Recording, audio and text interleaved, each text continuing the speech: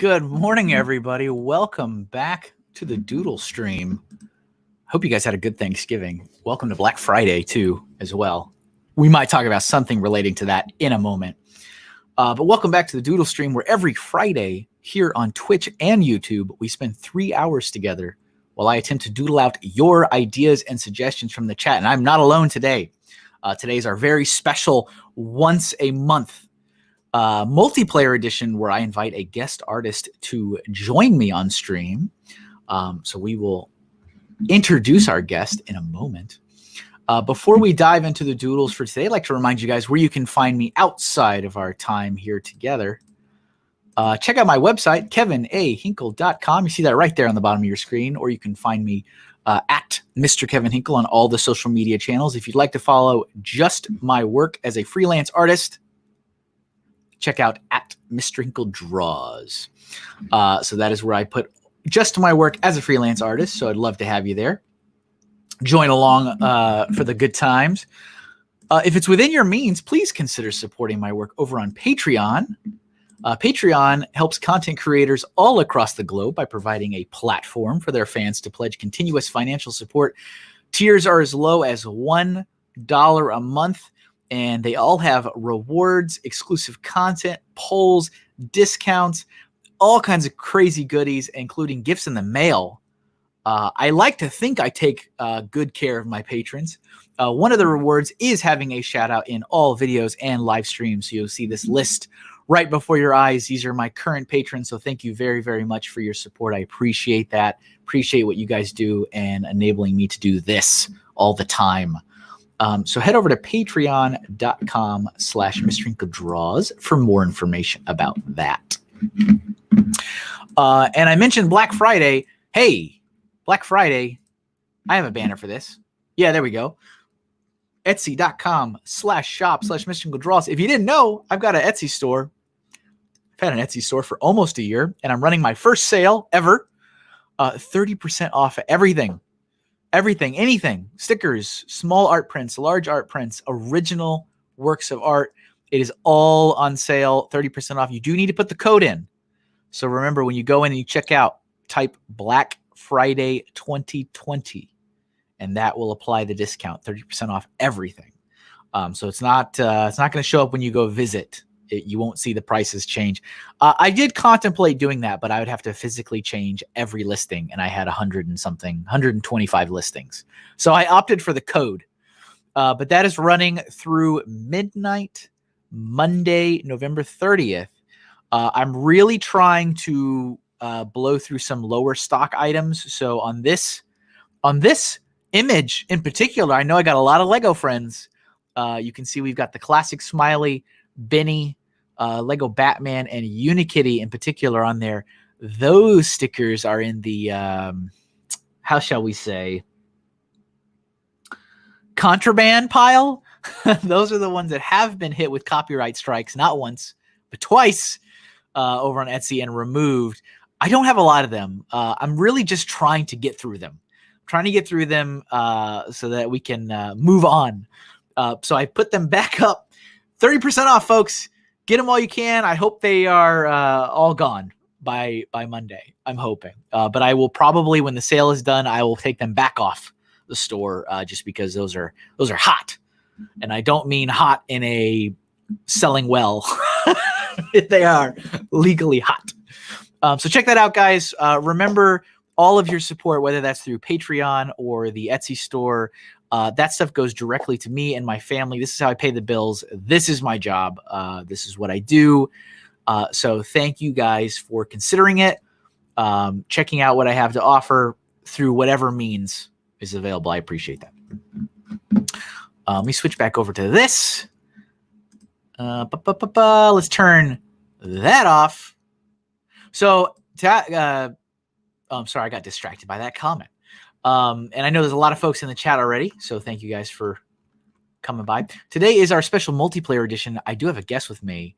It is with great joy, I'd like to introduce Sue to the stream. Sue, we should be able to hear you now. Oh, no, I'm heard. Hi, everyone. Welcome in. Sue, you probably have one of the cooler last names. I do. Yeah.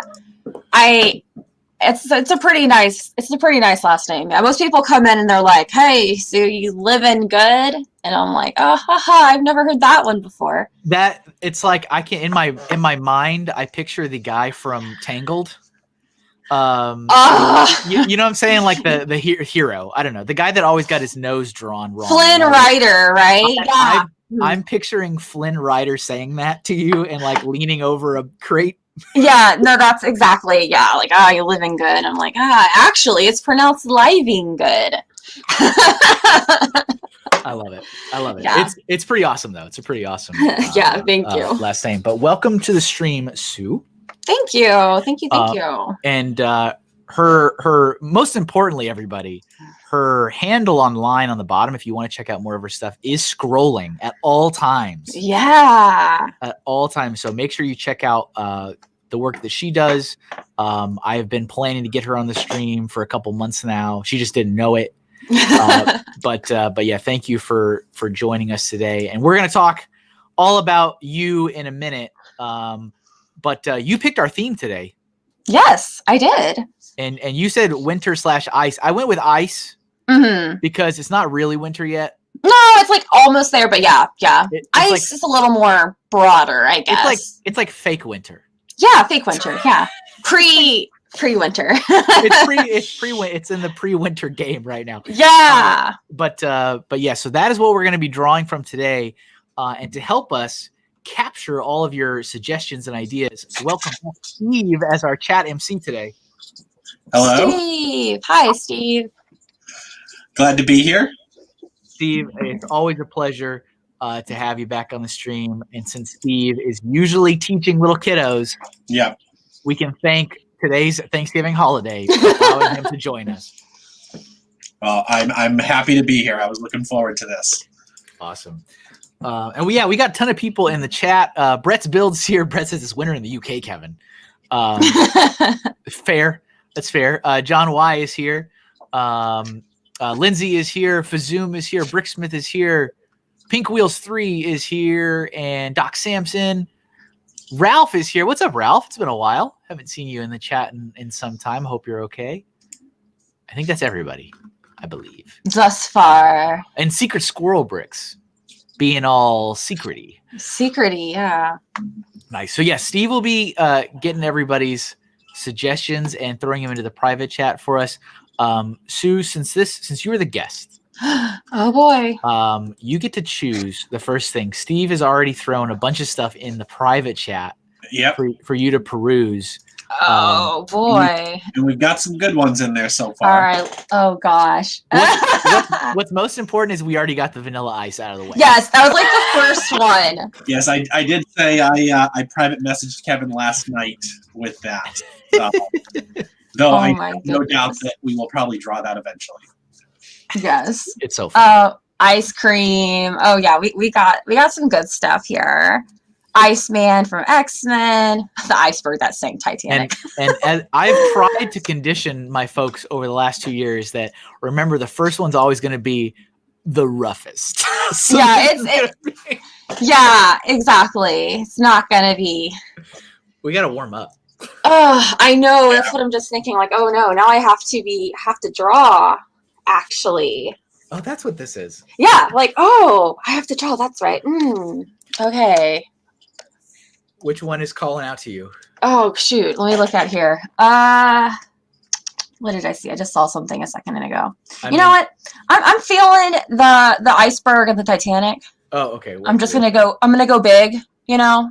Okay, Doc Sampson. There we go. Doc Sampson, yeah. Yeah, okay. That's a first start to the ice theme. That is quite a first pick. All right. Okay. Let me put that up on the screen so that you guys can see what we're drawing as we draw it. And I am going to, you know what? I'm going to show your screen first, I think. Okay. So we will watch what you're drawing, and you can tell us anything you wish to tell us about yourself because nobody knows who you are. Oh, like who's this person? This girl. All right, let me first get. Okay, I had to put like find a reference picture. Yes, that's reference pictures are your friends, by the way, everyone. Yeah, so I'm Sue, or Susannah. I am Susannah Livengood. I am also at MrHinkleDraws. SueDraws.com, SueDraws, Twitter. I think the only one that's a little wonkier is Instagram, which is Sue.draws, which drives me crazy. The dot can throw you off. I know, and I've tried to find different ways how to change that, and it's been kind of like a battle. It's like start your account over again is what that is. Yes, it's the worst. So, but otherwise, yeah, just anything Sue or Susannah Livengood. I have been freelancing art for, goodness, quite a while. I also teach or have taught before, all the fun stuff started. Yeah. All the fun stuff started. And then also for more fun, I also have been I am a grocery clerk. So I got to work on Thanksgiving Eve. And that was absolutely exciting. Like, I bet. It's, yeah, like if I once saw this picture online where it was what our apocalypse gear is supposed to look like, and it's Mad Max or some really edgy war movie or stuff like that. And then the other picture is what it actually looks like, and it's just like someone wearing like grocery clothes, like a grocery clerk or something. I knew that story was going to go great when you said, "Here's what apocalypse clothes are supposed to look like." Yeah. So that's been my life since everything. So that's unfortunately has taken up a decent portion of my time. So I have not been doing as much art as I like. So there's two things that I was going to tell you on today's stream. Oh. Man, drawing a boat, the first thing. Really, Doc? Okay. Like, let's just, I don't know. How about a realistic portrait of, yeah, okay. So there's a couple things. First of all, there was a year, I don't remember what year it was because all the years blur together at this point. Oh, yeah, exactly. But there was a year at Brick Fair, Virginia. Oh. Once upon a time. And you took, I think, your whole setup and you were drawing. Right, you were drawing at the show. So you had like a screen up, you had like your tablet antique or whatever. Mm-hmm. And I was doing my rounds, right? I was strolling, and I was totally frozen. Like I was like, this is kind of amazing. And I remember talking to you for a little bit, and I was like, this is cool that you're doing this. And that to this day, that is one of the, like, I mean, there's a couple other contributing factors. But that was one of the reasons that I'm like, oh, I could stream drawing stuff. That was like, because that was super cool. I was like, wow, this is kind of neat. Yeah. So that was one thing. I'd be like, you are in part inspired me to do this series. So that was cool. Oh, that's so cool. Aw. And, yeah. Because I was just like, I'd never seen that at a Lego show before. Like, yeah, I forgot how I even decided to do that. But I was like, this would be fun. And so then I think I just did a bunch of, I just drew like obviously Lego, Bionicle. Yeah. Sometimes someone would come up and I'd doodle something for them. Did you do that one year or did you do it multiple years? I think I just did it 1 year. That was the year. Yes. So that's what happened. So yeah, I've always kind of thought that was really neat. Yeah. And, I was like, it's definitely has stuck with me because I was like, that was like cool to like, watch somebody draw in a show setting like this. That was really cool. So that was the inspiration. Aww. Yeah. The other thing. Go ahead, Steve. You're thinking of maybe doing that whenever conventions return to us. You know what? Yes. It's been on my mind. I can't remember if that was the last time I was at Brick Fair. I want to say the next year I did go and I decided just not to do it because I wasn't able to. But it's something we should just like have a panel sometime of us drawing. That'd be amazing. Or whoever. I know I've been to some comic conventions where they do like similar to what you're doing now, but in person. They'll have two artists come on stage and they take requests from the audience, and that would be a cool thing to see. Again, whenever we get conventions back, but when the fun times are done, the later times. Yeah. I mean, that's the thing. I think that's what struck me so much is that it just like, and not to make it sound weird, but it seems so out of place that I was like, oh, this is cool. I would not expect this here. Oh yeah. And so that was a really neat thing. And just, having, having that kind of that comfort to be like, yeah, I'll do this while you watch. And I'm going to mess up 1,000 times because we all do. Oh yeah. Like sweating intensely. Like, oh gosh. Yeah. Yeah. So that was something that, like I said, I've thought of that for a while. And that was like, yeah, I could do this. Right. Yeah. Like I could do it. Like I got this. Yeah. I could do this. Well, yeah. And the other thing was when I was starting to really lean into my own freelancing, and I was doing so much research into oh my goodness, other artists and what do they do and what do they call themselves and how do they structure things and like I mean a ton of it. And when I first started, my social handles was my old high school comic company, which was Essence Comics. And then of course, later in life they were like, Kevin, that's like a magazine. I'm like, well, I don't know that. But like that was my name of my comic series when I was in high school. Okay. And so like my social handles was like something with Essence. Of course, Essence was taken. So I was like, well, so I had to like get creative, and it didn't work out. People didn't like recognize it, and they didn't, and so I was like, I need to come up with something else. And like as simple as it sounds, at Sue Draws. I was like, oh, that's it. No, like, yeah. Done. Wow, I don't know if my family's downstairs. I don't know if they're watching or not, but I'll brag on my mom. So my mom is a master's in business. Like she knows her stuff. And so when I first started, like I was getting older to like do business stuff or like start freelancing, she gave me all of this great advice. Nice. And that was like one of the really main things she emphasized is you want to keep things simple. Yeah. You definitely want to like not have a long username. You need to be rememberable. And so I remember one time just spending an hour, like forever trying to think of like some username, etc. And then finally it just hit me. I'm like, why don't I just do Sue Draws? Yeah. It's just like that perfect combination of being super, super simple. Yeah. And it gets the message across like instantly. Yeah. And once it hit me and like that also that beautiful feeling when like you enter in that username to create the account or something. Yeah. And it ends up being like not taken. It's like, yes, the stars aligned. It was meant to be. Yeah. Yeah. So that was definitely another thing that you were indirectly responsible for me just picking a username. Yes. So there you go. Nice. Those were things that I'm like, yeah, I should probably give credit where it is due in a stream setting in the public square. In the public square, yeah.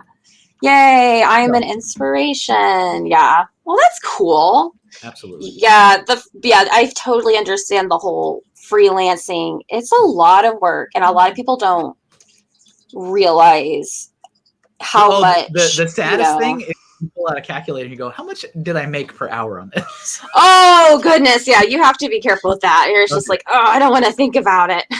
Don't do that. Just don't do that. No, just don't. Yeah. Yeah, I've said before to Kevin that I respect what he does because I know it is not easy. No, it definitely is. You are not Doc in the chat's like, I requested the iceberg, not the ship. Well, you're not getting one without the other, Doc. Yeah, like no. It would be boring just to have the iceberg. Like that's why. See, because then if you have like everything on fire, you have people over here like looking really like, oh no. Yeah, no, we can't. It's a whole illustration. And we got a lot of new folks have showed up. Steve, go for it. We got Jeff in the chat. I think you had already said hi to Bricksmith. Yes. Yep. Artemi, am I pronouncing that right? I don't know. I think that's a new name. I don't think I recognize seeing Artemi Karpinski, I think. That's one of my friends. That's Hello. Art. Welcome. Art, the mug bearer. They also do Lego projects and stuff. Oh, nice. Yeah. Oh yeah, I just noticed that name. Oh, because it's the name is differently on Twitch and on YouTube.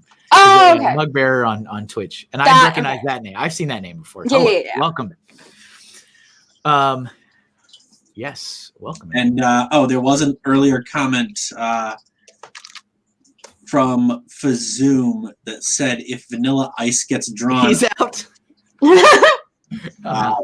That's great. So I just want to give you a fair warning. I'm assuming that you will probably draw something like that. Yeah, here's your advance warning.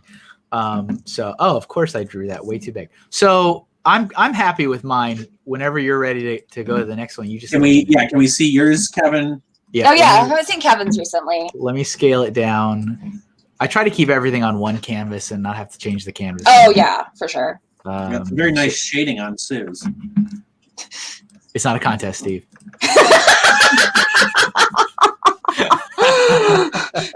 Yeah, that's right. It's not a contest. Actually, the only person that really wanted it to be a contest was Ray. Ray really wanted it to be a contest. Oh my gosh, Ray. All right. I love because Ray actually made a boxing poster. What? Like, I have not seen this. What are you doing, Ray? Ray, like, calm down. That's pretty good. So yeah, that's my finished. There's the iceberg. There you go, Doc. Right there. The iceberg. Like, there's the iceberg. It's just the iceberg. Ooh. Yeah, there we go. And how do you feel? Are you content?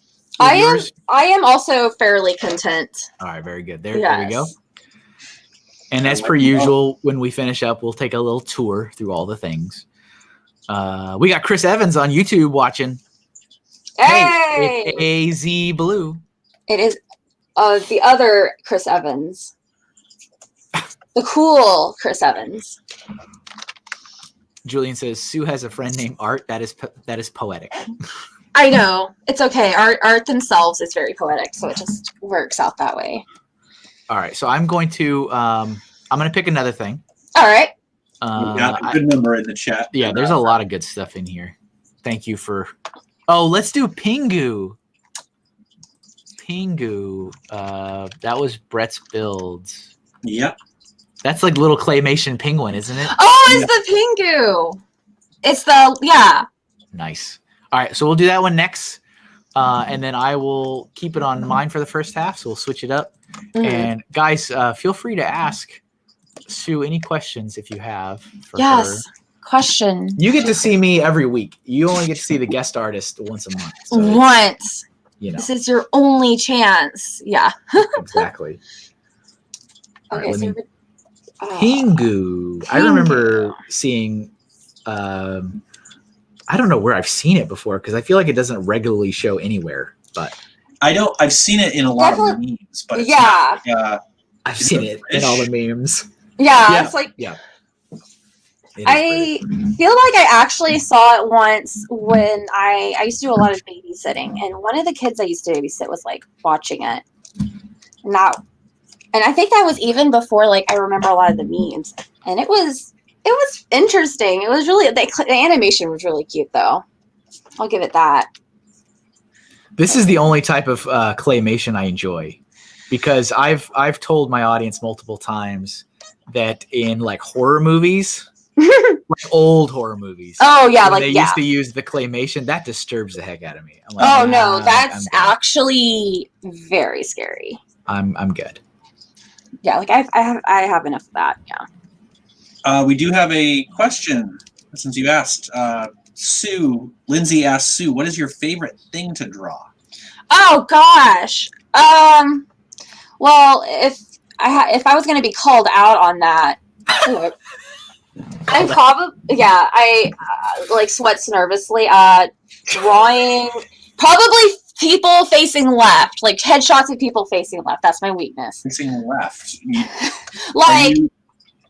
like, you know, like when you want to draw, like you're drawing like a face, and I always default. I think it depends like if you're left or right-handed, but I always just want to draw people like facing left. That three-quarter. Yeah, yeah. Are you right-handed then? Yes, I am right-handed. Okay. Yeah. I think say, like why just the left, but that would probably be it. Yeah, no, I mean I can also draw like right, but if I'm like drawing mindlessly, then I often will default to that. Yeah.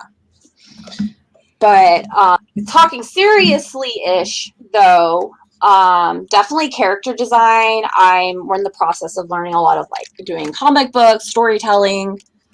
I want concept art. That's something definite. Like if you go through my website or anything, concept art focused.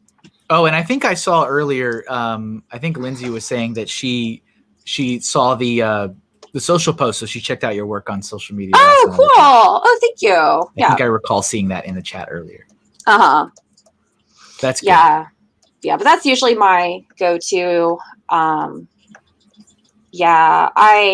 couple years, I really kind of have been not. I really took it was like a 2-year break almost, unintentional, not like of drawing and all that. And then this year is finally the year I'm finally back to drawing-ish. So kind of this year I've just been doing what makes me happy, having fun, doing a lot of that research again. And speaking of doing whatever you want, you also have a Patreon.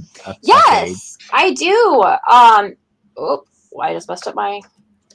Yeah, I actually do. So, I mean, it's kind of right now a little dormant because, you know, I'm just living my life through working at a grocery store.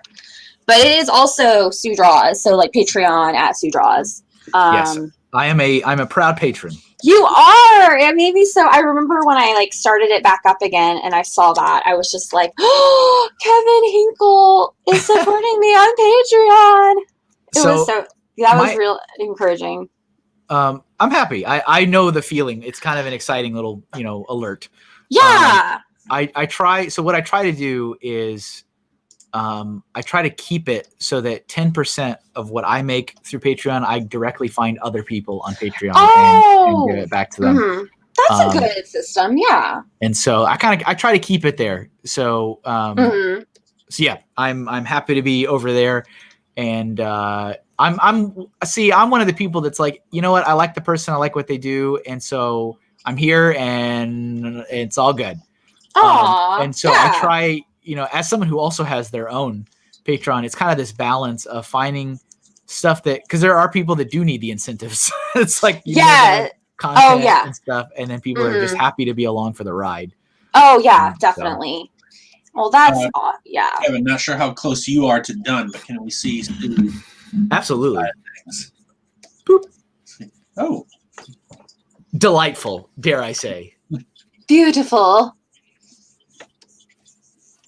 Oops, I just completely messed up my opacity. There we go, that'll. So I was just thinking, because we are getting near the end of the year. I mean, it's still March, but I was thinking back on how many artists I've had on the show that have drawn traditionally, and that still only remains at 2. Oh no! That was Ben in January and Matt in what month was Matt? That was a couple months ago, but. I mean, obviously, I draw digitally every time I do this, but I was just thinking, like, if I knew that, I could have tried to set up a. No, it's fine. Yeah, it's all good. I was just, it's one of those things where when you start getting near the end of stuff, you're like reflecting on all the data. Oh yeah, all the stats. No, yeah. Yeah, it is a lot harder especially from a, I guess, stream perspective to set up traditionally. Yeah. Even though I absolutely love it. I have my little quote unquote studio upstairs, and I was able to find a pretty decent draftsman table, or what do you call it, art table, for $13 at a thrift store. Yeah, no, you had a good setup. The one you did I guess it was a while ago at this point. It was I have some pictures of some stuff. I don't know. Because I'm always constantly trying to see other artists when they do streams. Yeah, same, yeah. all the different like setups and stuff. But yeah, so yeah, here's my finished. I'm done. Here's yay! Oh, cool. hello. I don't remember. Does he talk? He doesn't talk. He doesn't. I can't. Yeah, I don't think he does. I never saw it as a kid. Yeah, me either. So I was like, It's Swiss, actually. Oh, it's a Oh, that would explain. Interesting. Mm-hmm. Very nice. And there was really no spoken language on it. It was just a narrator, right? Well, there was a lot of, I guess so, I don't know, but nearly all dialogue was an invented language that is referred to as Penguinese. Penguinese? Oh, that's cute. Of course it is. Of course. But of course, yeah. Welcome, Brickman Mosaics Art, to the stream over on YouTube. I love the foreshadowing on the penguin. I'm new to the stream. Welcome. Welcome. Okay, I think I'm done too. I just wanted to. Yeah, no, it's all good. And it's your pick is next, so you can. Oh, right, I'm next. Okay, let's do this. Let me just, nitpick at some of these things. All right. It's all in the eye glint. Yes, it really is. All in the eye glint. All right. I feel a little bit better now. I have my little weird snowflake he has. Okay. All right. Let me look at her. We got a bunch of cool suggestions. Oh, my goodness.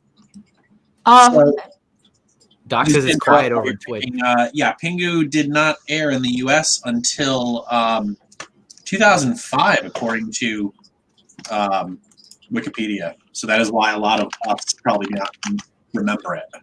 Yeah. Mm-hmm. Though it is immensely popular everywhere else in the world.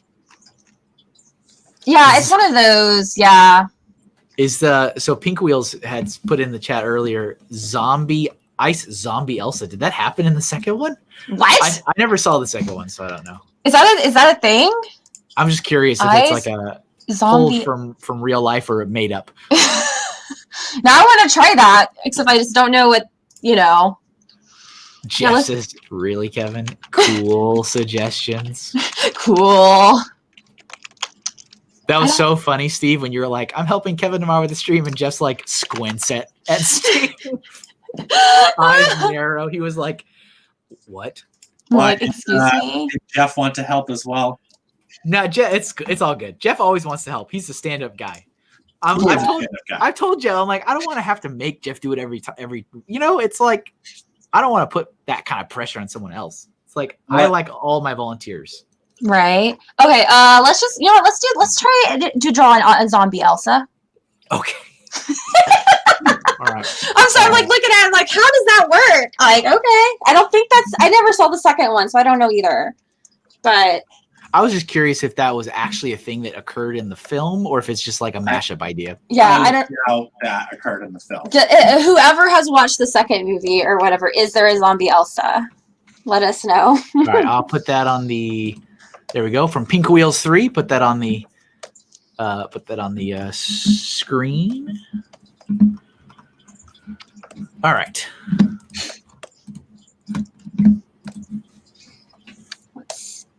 Lindsay says it's made up, and Kevin, how have your kids not made you watch Frozen 2? Well, because they're both boys. Yeah, boys.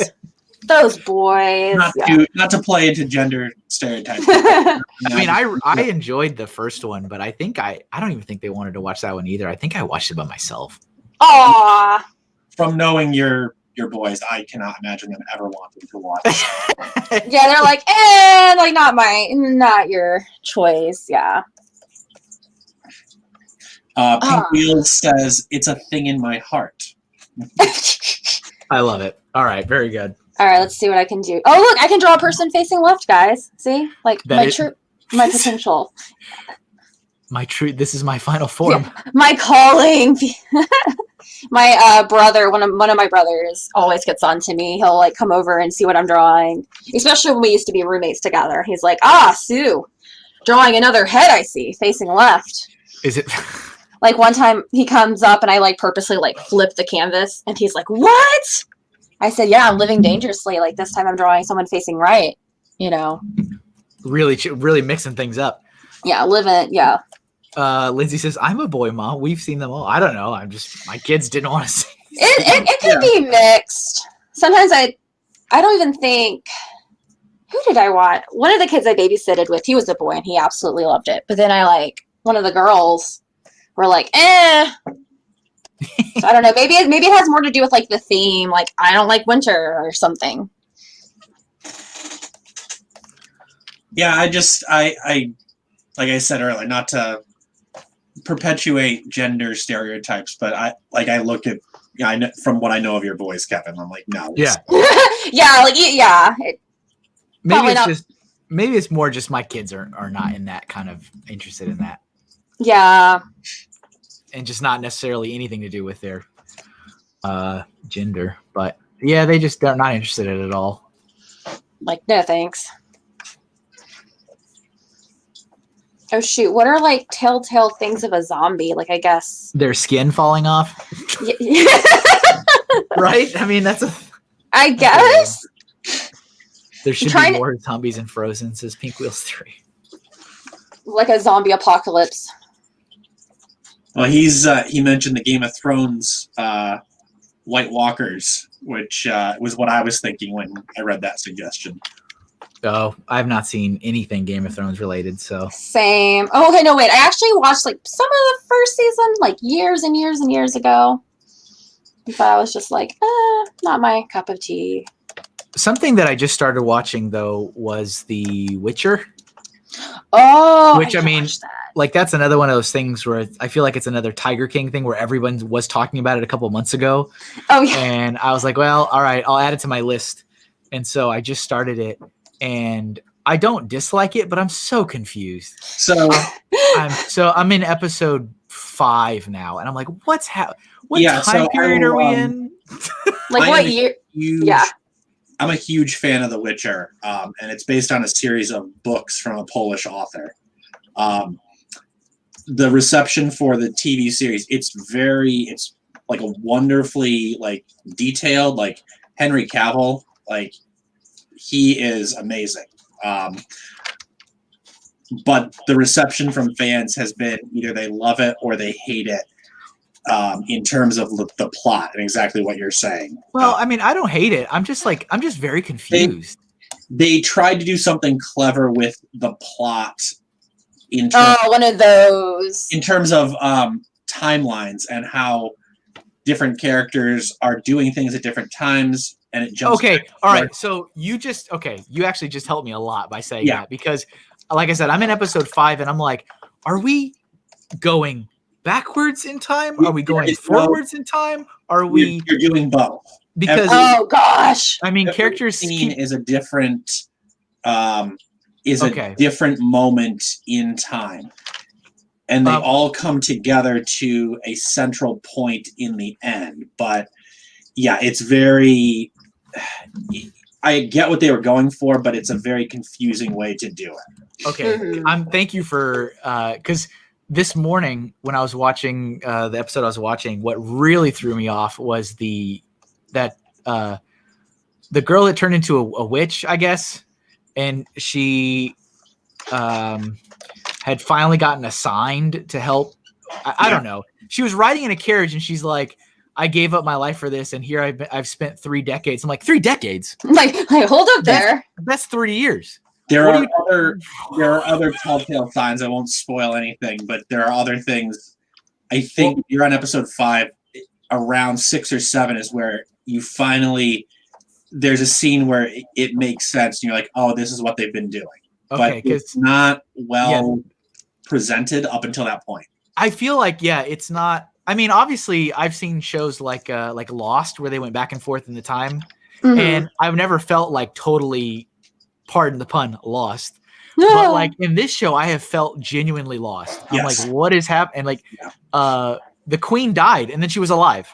You're dead. A couple times, without spoiling things, there's a couple times just like that where a character like the queen dies, but that comes back in like a scene, like later in the same episode even, and then you're like, but it's still not quite apparent, but then you start to think about it, you're like, oh, okay, I guess each of these scenes is its own thing. Okay, I hope I have no reason to not believe you. I'm hoping it will all clarify itself soon. Again, what they were trying to do is thematically, like, all of the different stories of the different characters are supposed to be slowly intertwining over time. They're trying to be clever. Again, thematically, they're doing something really interesting, but it just doesn't, for me at least, it didn't translate well to how they did it. Yeah. But I enjoyed it. It's a very great adaptation of the books. The attention to detail was just amazing. And I think they are aware of that complaint about the first season. Gotcha. I really don't even know what I'm doing. I'm just doing.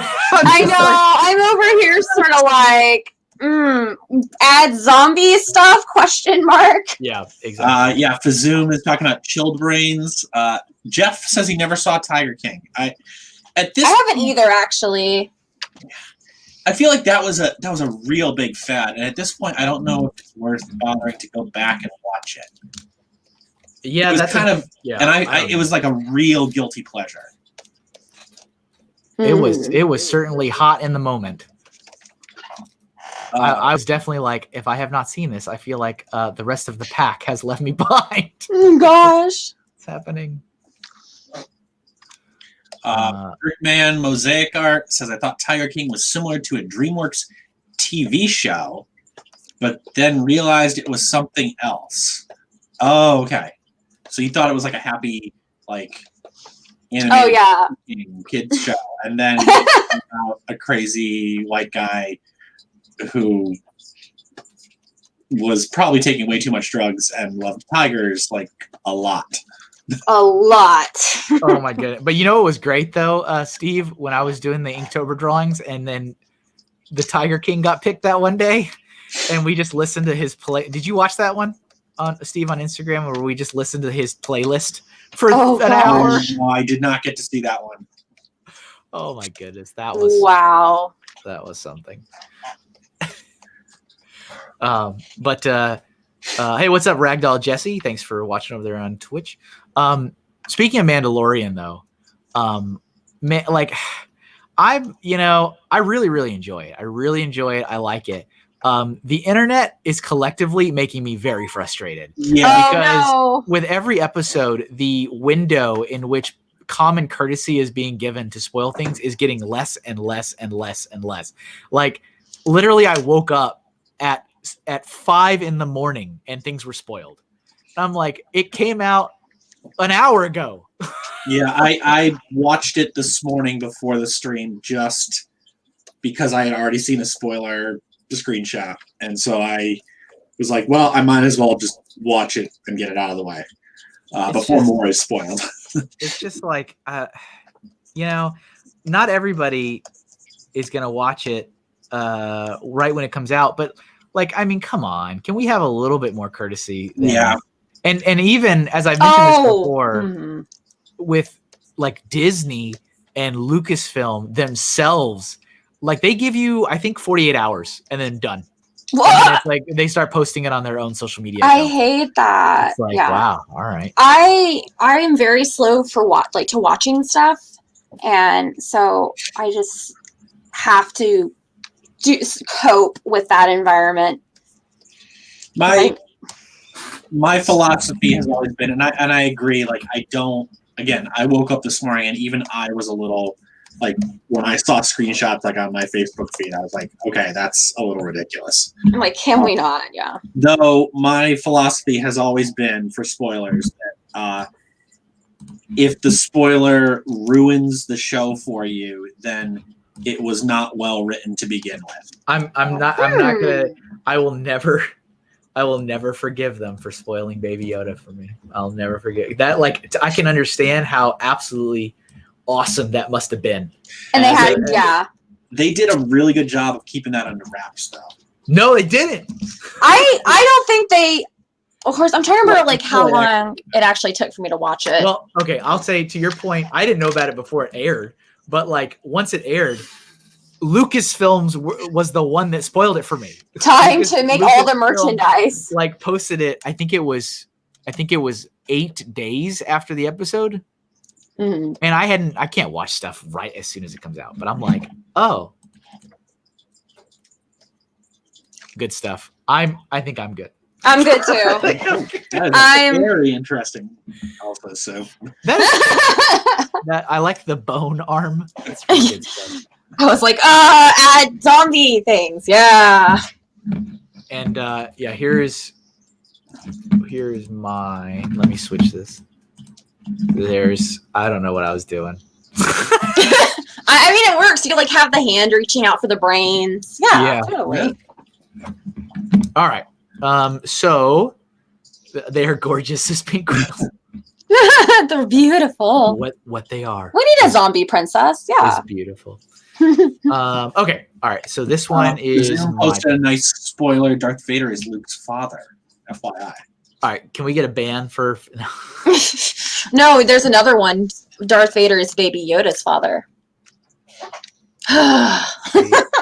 Oh, I didn't know. Okay, I need to do that, Steve, on Twitch. I didn't realize you weren't already there on. Yeah, I mean, whenever. At this point, probably not. Yeah, I saw it earlier. Let's see. I'm looking through to pick another one. Let's go with. Oh, you know what? Let's get this Lego one out of the way. Oh boy. Oh, I guess we have to do Lego. I guess so. All right, so we've got. Chris said Ice Planet. Where was that? That was at 20. Oh. Where did 20 go? Ice Planet 2002. So you can interpret that however you wish. Ice Planet.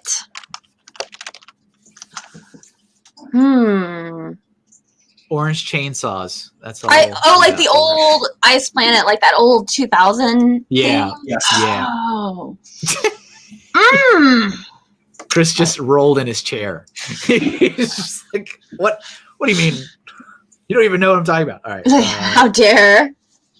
All right. Yeah. We'll do a little Ice Planet guy. Lindsay says we finally watched the holiday special the other day. I assume she's talking about the Star Wars holiday special. I assume she's talking about the new one, the Lego Star Wars holiday special. I need to see the original one. I want to see the original. I've never seen it. Yeah, I've seen reviews. I've seen clips of it. I've never seen the whole thing. Oh, and I have again in this like moment of ending the year and reflecting on everything. I have decided that.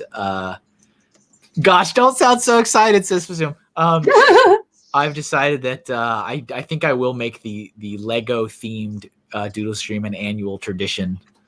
So there'll be a Lego one every year. You guys can get your. I mean, not that I won't draw Lego, during other times, but you may rest assured that there will always be a full Lego centric episode each year. Okay. You gotta give the fans what they want. I do. I mean, exactly. Exactly. And thanks for anybody that's placed a sale on my Etsy shop during this, because I did get like 5 or 6 alerts, so that was cool. Yay! I hope it's for all the contraband stuff. Like, get rid of this contraband I have stuff. to go. It's got to get out of here as soon as possible. Oh goodness, it's okay. Maybe I can help you out with that one. It was like with the Unikitty one and a couple others. Yeah. Yeah. It's interesting being on the other side of copyright enforcement. Oh my goodness. Yes. Have you ever had to deal with that on anything for any I reason? actually haven't too much. I want to say a long time ago there was some sort of like wonky thing, but I can't remember. I feel like a lot of my stuff I naturally do a lot of original or really kind of with a twist sort of theme. Yeah. Or Bionicle is such a niche thing to begin with. I guess like Lego isn't like as harsh on that one. It's interesting is I've had 2 specifically on my Etsy shop. I've had 2 takedowns. Oh. And the thing is, that's really kind of interesting is some of them were not very surprising. I'm like, yep, okay. I expected that. It's like, what a shame. Yeah.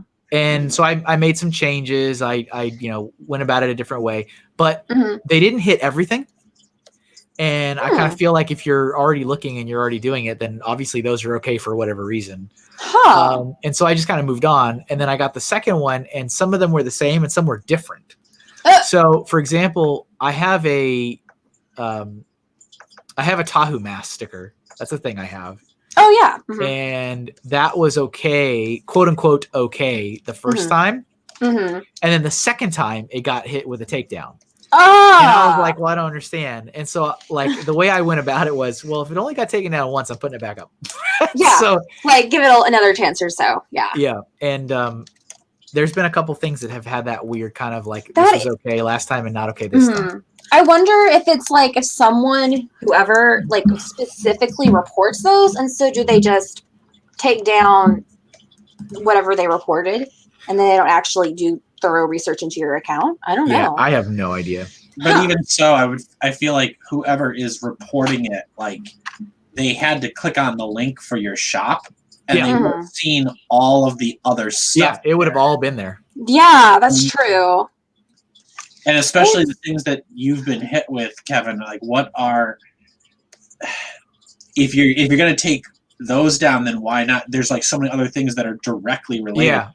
And the one that I mentioned before, which is like the most puzzling out of all of it, was the classic spaceman, right? So Benny was taken down, and I expected Benny to be taken down. Oh, rip Benny. Because more so Warner Brothers than Lego. Yeah, But the other colors of classic spacemen were all okay except white. They're like, and they're identical. All I did was change the color. Yeah. So it's like yellow is okay, red's okay, black's okay, white, you take that down immediately. It's like, what? Like, okay then. That is the weirdest. Yeah. I guess I haven't done too much of like Etsy or merchandise specifically, so I have not been hit yet with that. But yeah, that's a lot of people have told me that, like selective enforcement. Yeah. Yeah, selective enforcement. Yeah. Such is the life. That, and I believe you told me that you had an original piece of art that was that one just made me mad. That was not even a copyrighted character, and it was just it was a nurse that I made up out of my mind. I drew a Lego nurse minifig. It was taken down. I was like, you get quantity 1 piece of artwork. I was like, why did this? Can you dispute that? Or I mean, with a lawyer. Yeah. Like with like actual, expensive lawyers, and that's so frustrating though. Well, and the other thing, of course, when you start going down this rabbit hole, is you're like, well, okay, Etsy says, I'm sure like a lot of other sites will say, you can only get so many of these, and then we shut your store down, right? And so I'm like, well, okay, tell me what the rules are, so I know where my safety rails are. And of course, there is no number anywhere on how many you can get, because they want to keep that open. So if you're like a high performing store that makes them a lot of money, you can just get hit with as many copyright strikes as necessary, because they're still making money off you. Oh my gosh. Which is why when you start looking on these marketplaces, and you'll be like, I don't understand why you couldn't do this, but here's this Etsy store, for example, that's got 5,000 sales, and all they do is rip Lego Batman movie artwork and then just put it on stickers, because they're making money. They're making so much money for the platform that they don't want to put a number on it. Yeah. Oh, that's so annoying. So if you can end up becoming rich on Etsy, then they'll leave you alone, likely. But because you're allowing them to be rich too. Selective again. Yeah. Oh my gosh. So, whatever. Yeah, I know. Like, what can you do? What can you do? But hey, folks, here I am. I am one of you. Yeah. I am but one of you. But yeah, I'm really just hoping that with the sale, I can blow through those. That I can't necessarily sell. Yeah. I'll just take them down. Once the sale's done, I'll take them off the store. Yeah. I know a lot of artists also use like Gumroad and a few other things. But Yeah, I haven't. I've seen that, but I haven't explored that one yet. Mm-hmm. All right, let me switch it again real quick.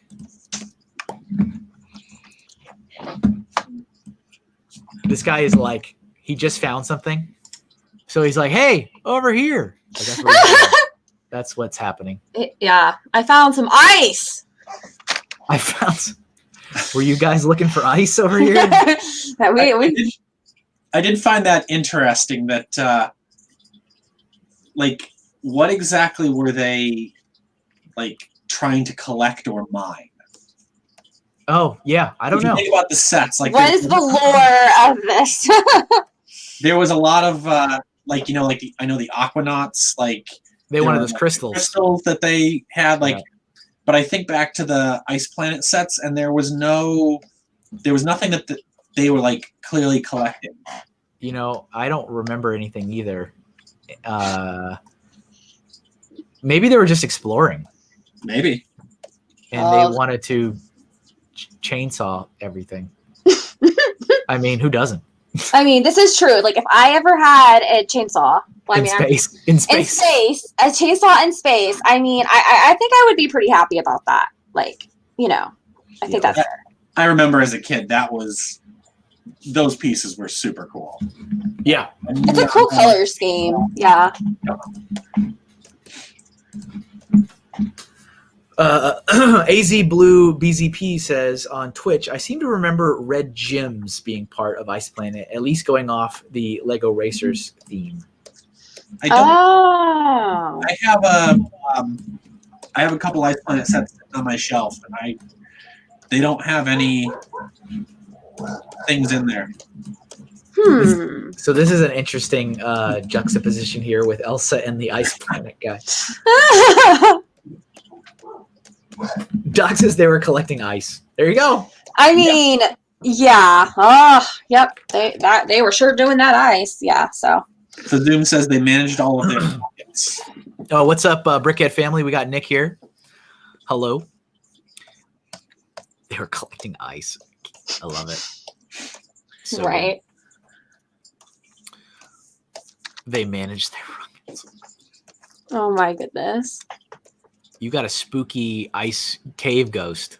Yeah. I was like, that's something a little more interesting. She's just like, you know, minding her own business, collecting ice, you know. Collecting ice. Such a ridiculous thing.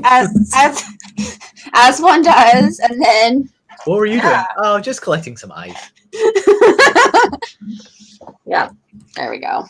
Nice. All right. So you're up. You get to pick. Oh yeah, that's right. That's right. Okay. Let's see. You get to choose the next adventure. Pick your own adventure. Let's see what we got here. Let me go back to. Let's see what's in early. We got the Titanic. Talking in the chat. Oh, nice. Did someone say ghost? Of course. Wait, what was it again? Huh? Oh wait, was a comment? Yeah. No. Yep. Oh, okay. I thought you were saying that was a suggestion. Okay. No. Oh, okay. All good. Ice Planet, we already did that. Draw an ice cream sundae. That sounds nice. That does sound nice. I'm gonna put this comment on screen just for a second. How ice of you to drop by. All right, and then we're gonna go ahead and take that back off the screen now. Very quickly. Okay, where was the? Okay, that was from. I think that's Eliza. 1019. Yes. And welcome to the stream. I don't think I saw that name earlier. So hello, welcome. We have Christian.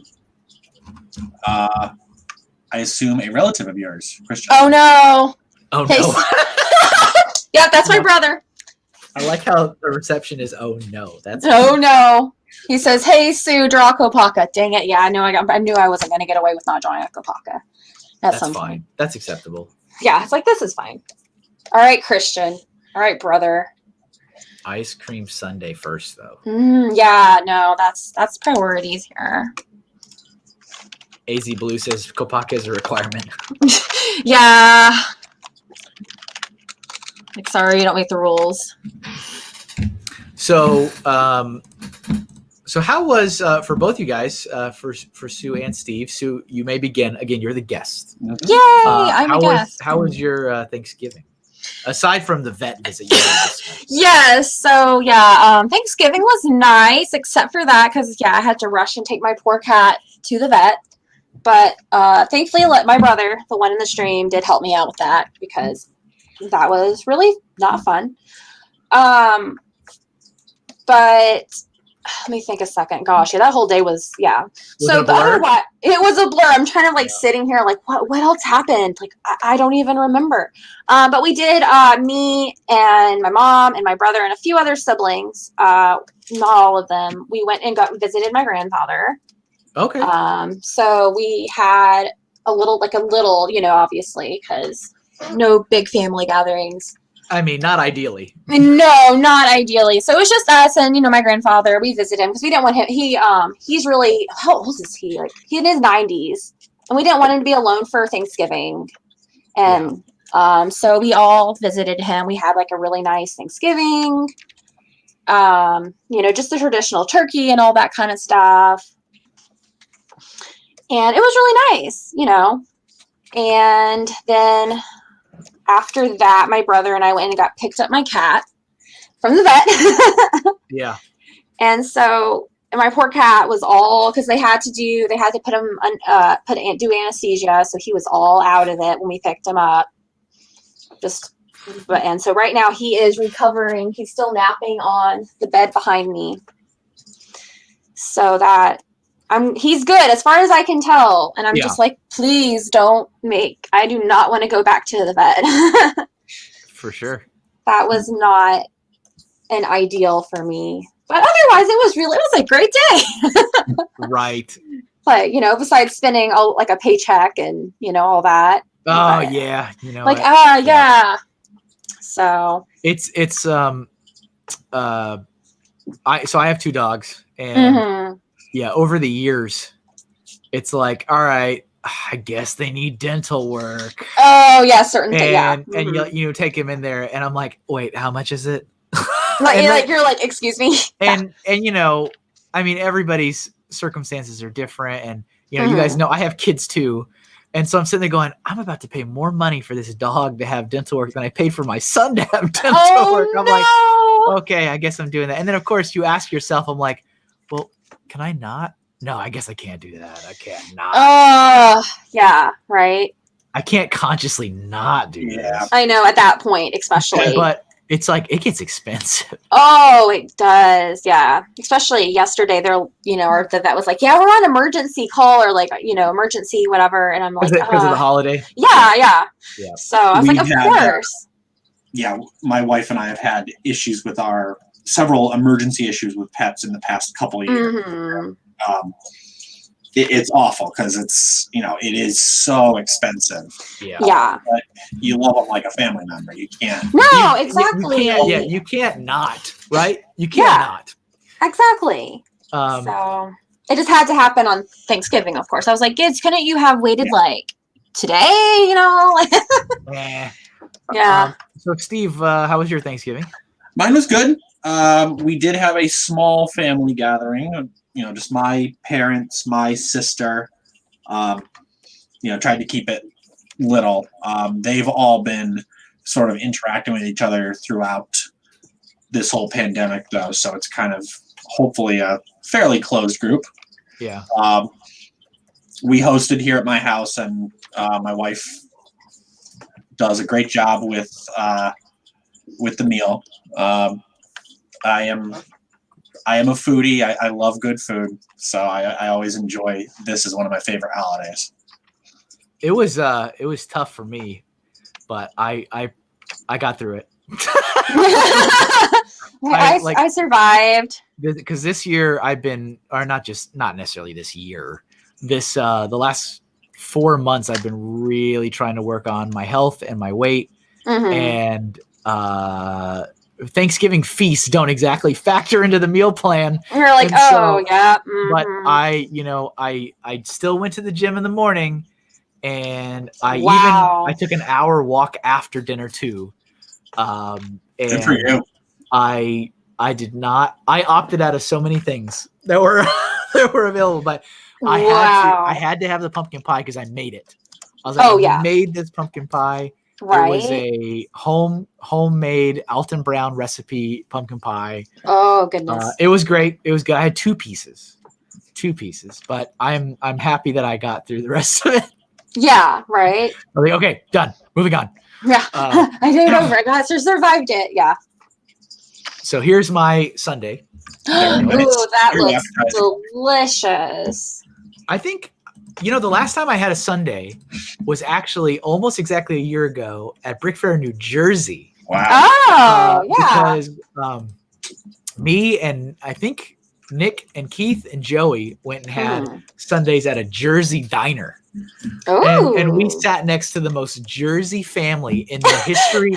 Like I can't even begin to explain it to you guys. Oh, we were my sitting goodness. there, and Keith was there, and he's like, "You guys see the family behind?" And I'm like, "You mean like that big like Italian guy that's got like a pinky ring and a vest suit, and he's got the napkin tucked into his collar, and then the lady has got like 15 bracelets and rings, and she's like got her hair up, and they were so mad at the waitress for everything." And I'm like, I was like, this is exactly what I picture. I cringe about that with like people that get upset with the waiters. It's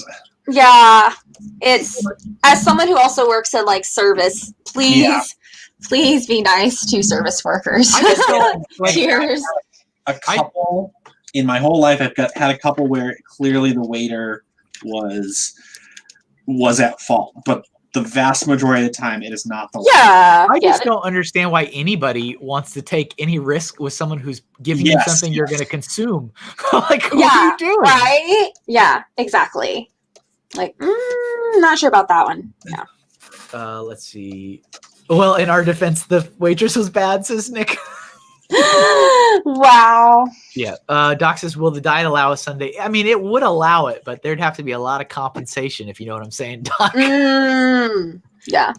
You have to, or as I learned in The Witcher, nothing is born from nothing. Or right? That's the saying. Something must give to take. Oh, like equivalent exchange or whatever. Yeah. Have you thought about Waffle House? That's always a good Chris quote. Have you thought about Waffle House? What did Nick suggest that anybody has suggested? Vanilla Ice. Yep. Oh, we're all like, oh yeah, Vanilla Ice. Yeah. And hello, Miss Neverland. Welcome to the stream. So I'm good whenever you're. Yes, I am also pretty ready to go. Okay. Yeah. So I will pick another one. Let's see. I'm gonna avoid Kapaka because I know you're gonna pick that. So okay. All right. Okay, yeah. And let's see. Let's go with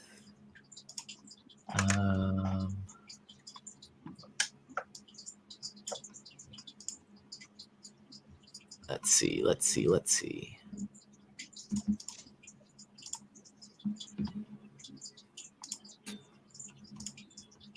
Icicle. Oh my goodness. Icicle boogers. Icicle boogers. Oh man. I'm thinking of Dumb and Dumber when I think of that. Jim Carrey riding on the little like scooter. Okay, how about that? We'll do Iceman from X-Men. Oh, okay. All right, that was a 10, 11. Okay, we have gone too far, so I'll write it in the chat myself. Iceman from the X-Men. And that was from John Y.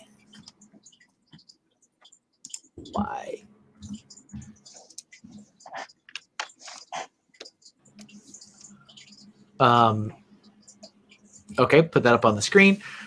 Ghost Freaking Talking says, what about Jack Frost from the horror movie version? That's the Killer Snowman, right? Whoa! I saw that movie and I was greatly disturbed, Nick.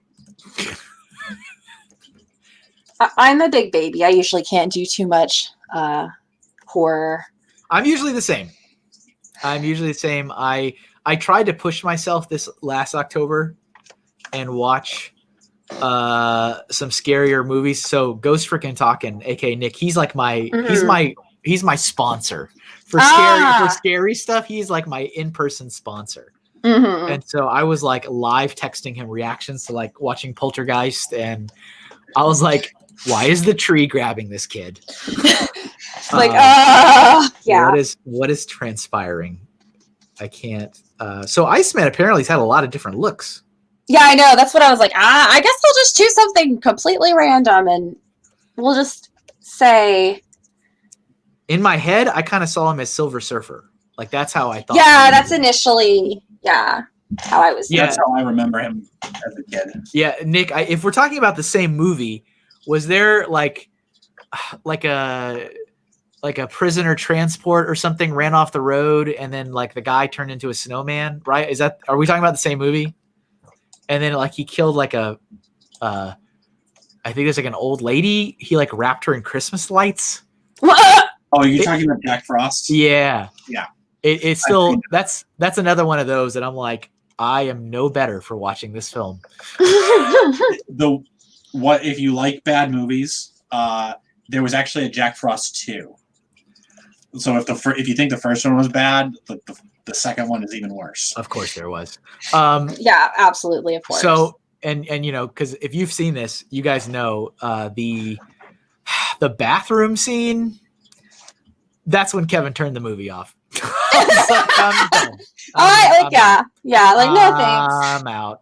Not today. I was like, that poor lady. I'm done. All right, Kevin's out of this one. Yeah, I never finished it.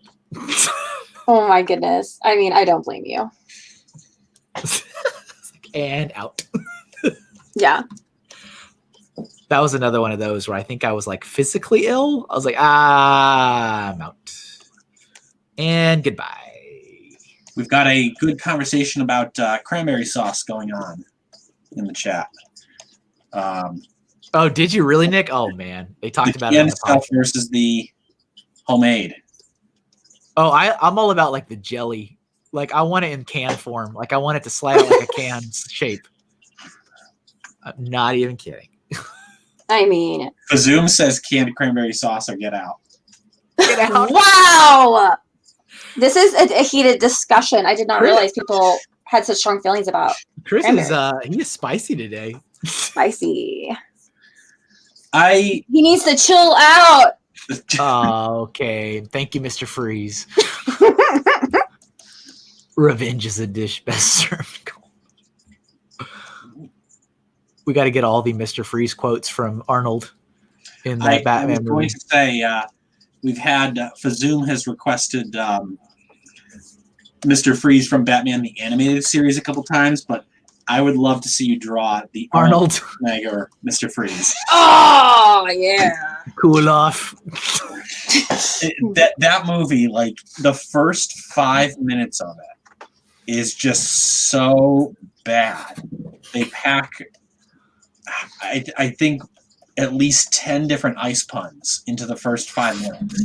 I feel like you have to though, like if you're gonna do it, right? just go the whole way. Yeah. Well, I feel that's what's weird though, is because it was supposed to be a continuation of like the other Batman movies where like that started with Michael Keaton, and like the original Michael Keaton like '89 Batman movie is a very dark, like not a kid friendly movie. It's a very gritty like like with Danny DeVito, right? The sequel was the one with Danny DeVito as the Penguin, and again that is not a fun movie to watch. I remember being a young Hinkle child, and watching the one I guess with Danny DeVito in it where he bites the reporter's nose off or whatever. Yes. And I was like terrified. I was done. I couldn't. I've seen it since then, but as a kid I couldn't watch it after that. Yeah, and then from there you go to. I've never seen the third one, honestly. I haven't heard good things about it, but I've never seen it. But then, like the fourth one, Batman and Robin, where you've got Arnold Schwarzenegger playing Mr. Freeze, it's like, what were they thinking? Like, it tonally is completely different, but not necessarily in a good way. Not that I liked the dark stuff, but it's just, I don't know who they were trying to appeal to with it. What have you done? Yeah.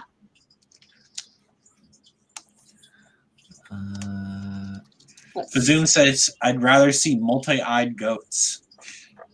Please, not Arnold. Oh my goodness. I feel like if I'm doing a superhero, I have to make them like really muscly, right? Like that's the thing. That's the right? protocol.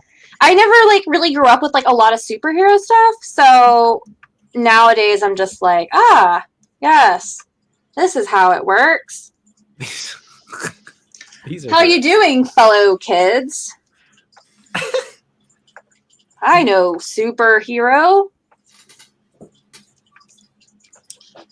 Oh yeah, you got like you kind of have like the Silver Surfer. I mean, that's the one I'm looking at because that's the one in my mind. Yeah, I pictured him like that. Mm-hmm. AZ Blue says, I felt like Batman 89 and Batman Returns are darker than even the Dark Knight trilogy. Which I kind of agree with. Like, I think that's what I was trying to get at. It's like, the Dark Knight trilogy is very dark and gritty, but it's also fairly realistic violence. Whereas there's something unsettling to me about the Batman 89 and Batman Returns with the amount of violence they have in it, but at the same time not showing realistic consequences of that violence. Yeah. And I find something very... Like an uncanny valley? Sort of, yeah, something like that. Yeah, that would make sense.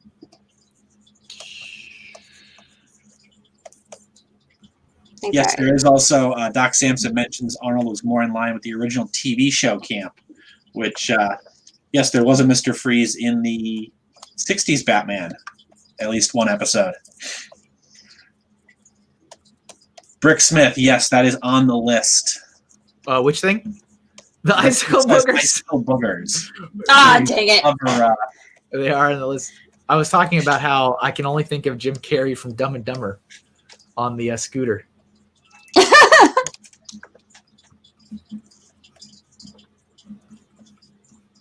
I think this is probably as good as I'm going to get this guy. Yeah. Hey, you're a step ahead of me. I'm still like, No, go ahead. Go ahead. I think I've almost got it. It took me a second to figure out what I was going for. What's up, Gator Bricks? Welcome to the stream.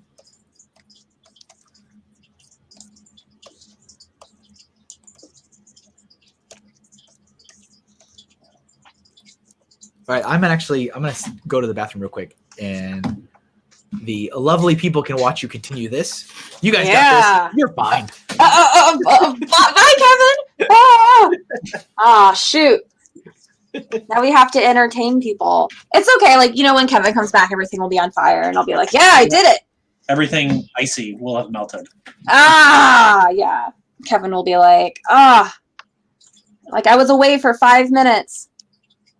And yet,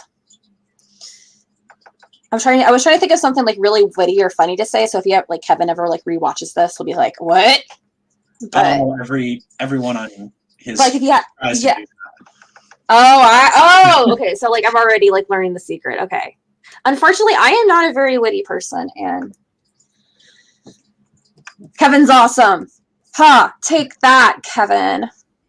No, but really, I love Kevin. Here, talk about how awesome he is. Yeah, that Kevin, he is he's so cool. I love him. Actually, there was a work fair, and I need to find it, and I need to like send it as a Christmas present. I drew a picture of him, and this was like years ago at a brick fair. I drew a picture of him holding. Okay, so I guess the context of this is my friend had a Kevin Hinkle minifigure, and he put a mustache on his Kevin Hinkle, like a little Lego mustache or something. And then he had a big old like machine gun he was holding to the figure. And so I ended up drawing that and showing it to Kevin. And somewhere in the recesses of the internet, there is a picture of me hanging out with like a picture of me and Kevin, and I'm holding the picture. But I totally need to just send it to him for Christmas and be like, hey, Kevin, you need to like grow this mustache or something.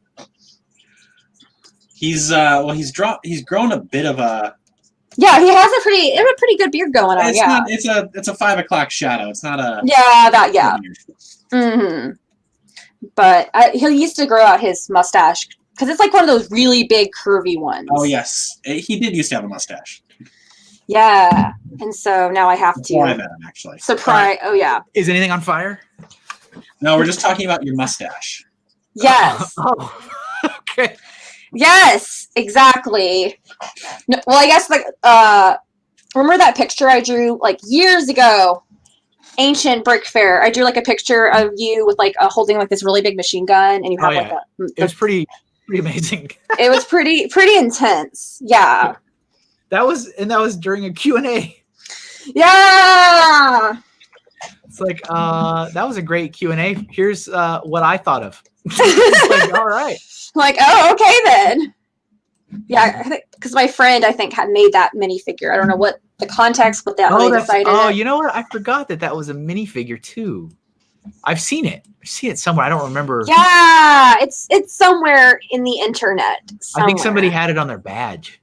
I think that's yes, where I saw it. Actually, yeah, one of my friends did that. That's awesome. Yeah. All right. Canadian Papa Bear's here. What is up, Papa B? And he's got another suggestion from Shin Megami Tensei series. Indeed.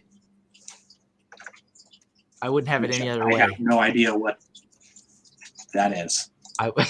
It's fun. I would have it no other way. What was I going to say? I thought I was going to say something. So I guess I choose next.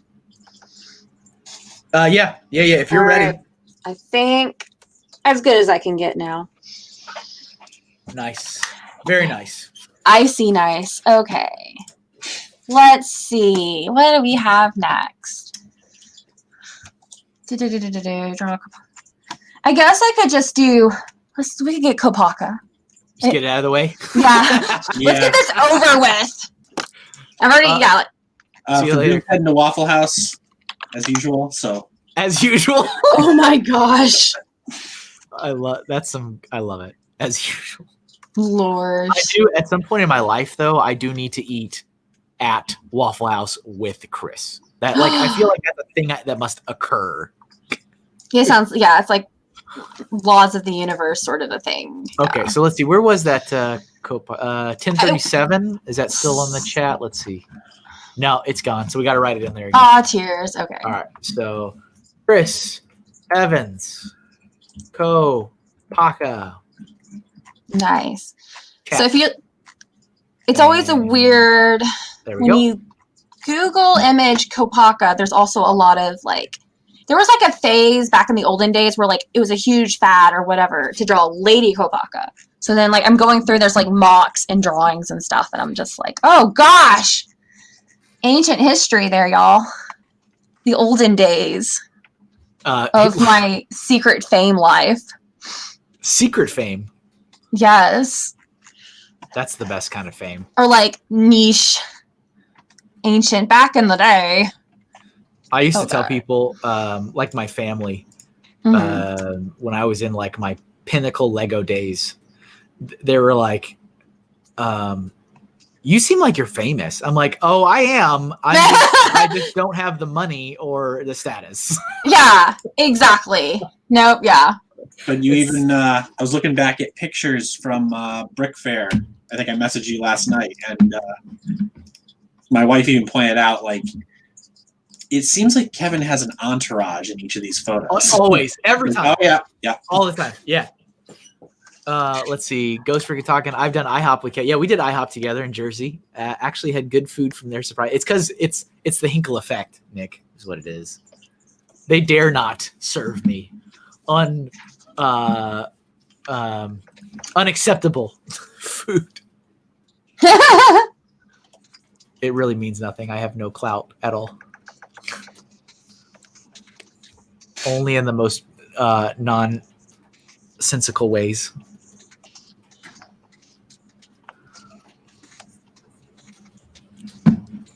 So I did Kopaka during Inktober. Yes. That was because Ben is one of my patrons, and that was his suggestion. Nice.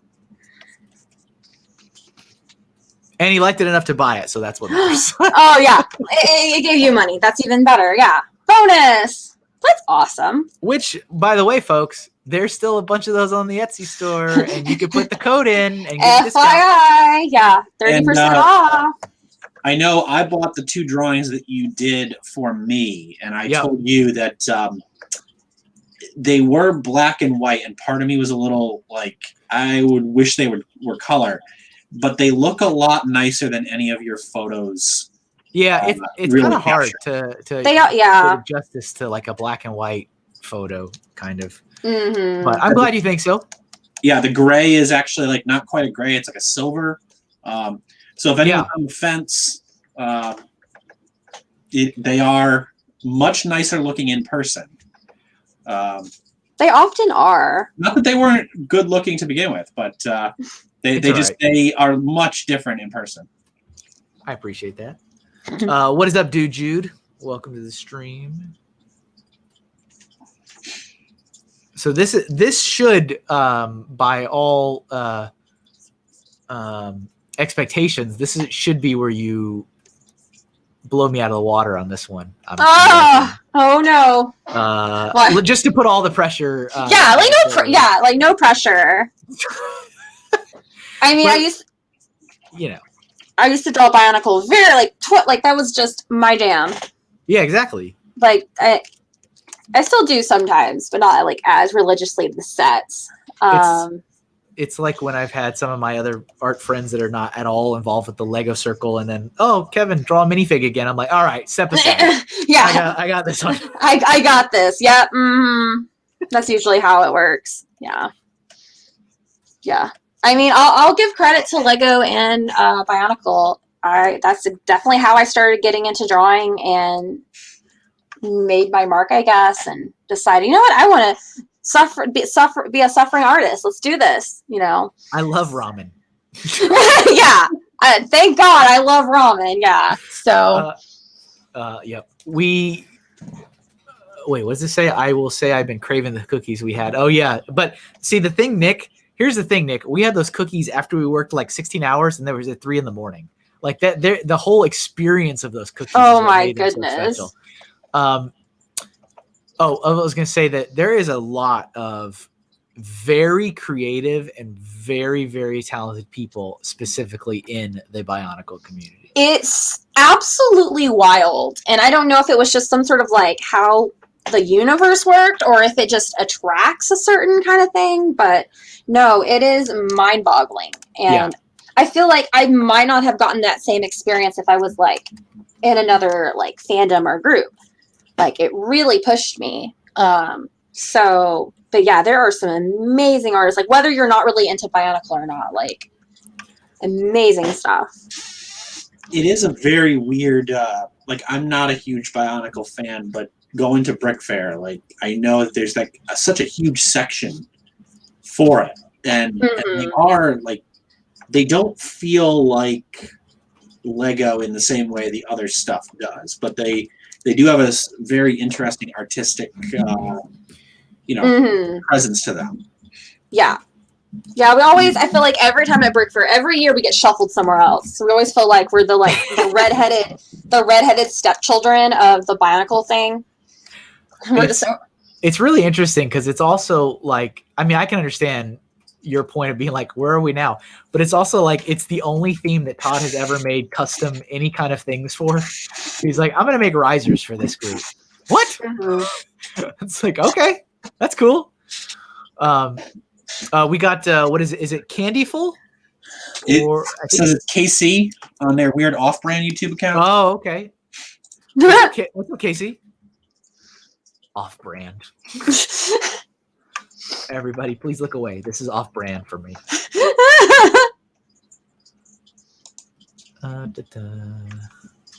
Oh, Casey! My friend. I know who that is. Like I'm over here, like in the zone, drawing Bionicle. Oh, that's an off-brand friend. Yeah, Oh, it's an off-brand friend too. Okay. No, I don't know. The off-brand it applies to all facets. That's great.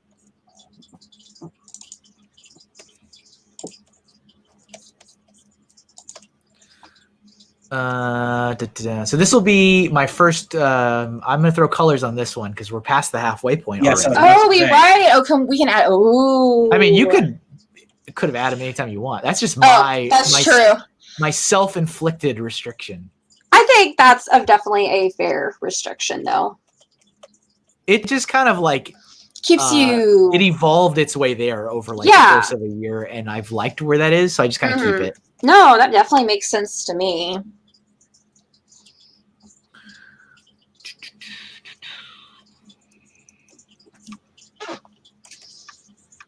Yeah, let's see if I can.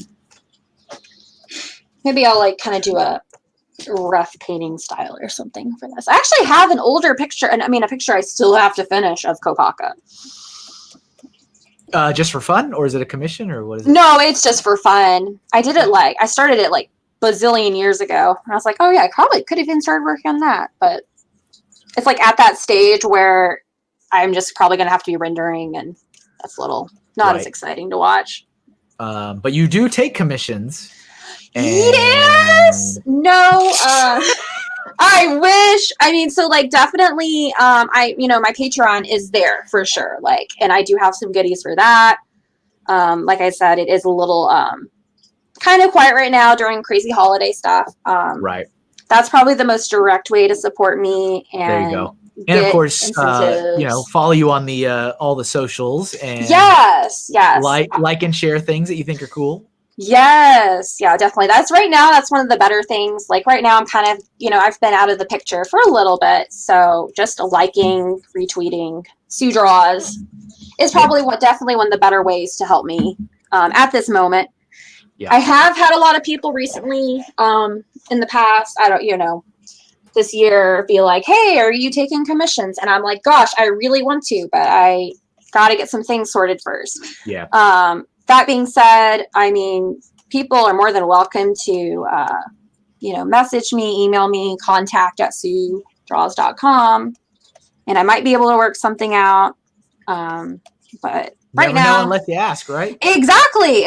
You never know. Maybe I'm just like in a really good mood and can do something for you. So, but as of now, right now I'm kind of in that phase where I'm like researching how to get back into the groove of things. Yeah. All that. But definitely it is something I miss for sure.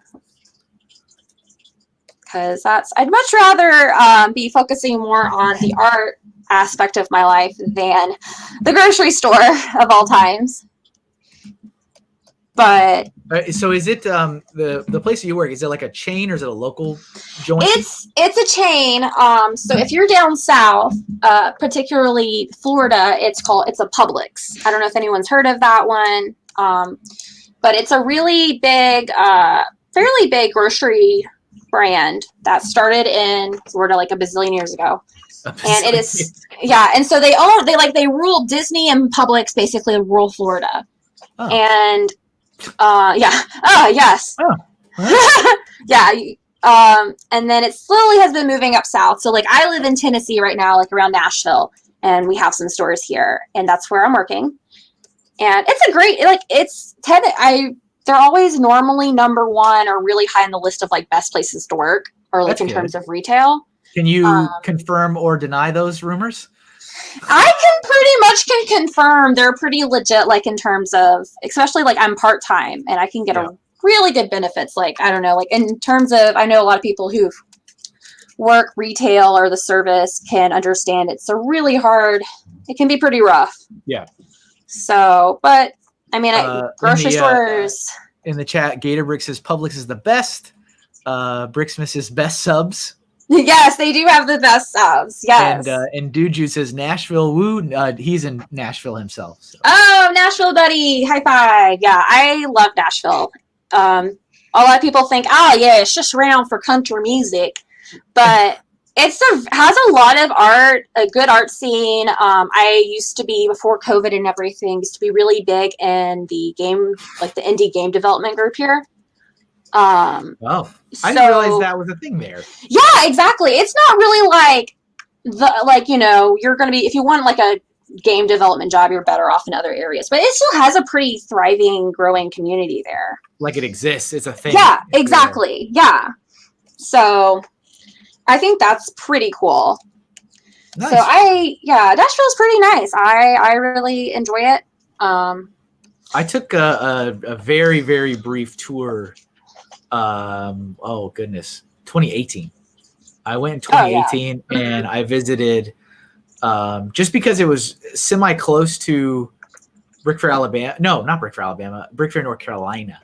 Oh, yeah. We went to Brickfair, North Carolina. I was like, oh, Nashville's not that far away. And I had an invitation from one of the Bricklink sellers that I know that had his store. He's since moved, but he was actually the largest Bricklink store seller in the world. Oh, wow. And he absolutely had a warehouse.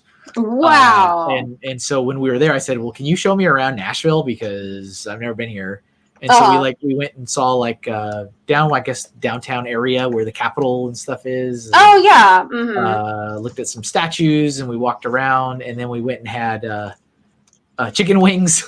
Oh, yeah. Like some of I got to get some of that like Southern hospitality. He was pretty insistent. Oh, yeah. Gosh. I mean, valid.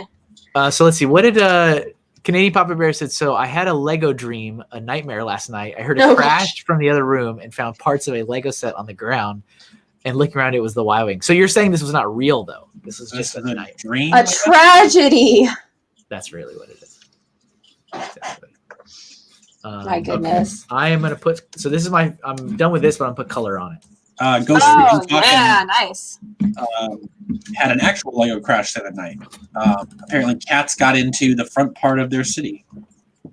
I was that Meowthra. You mean Meowthra?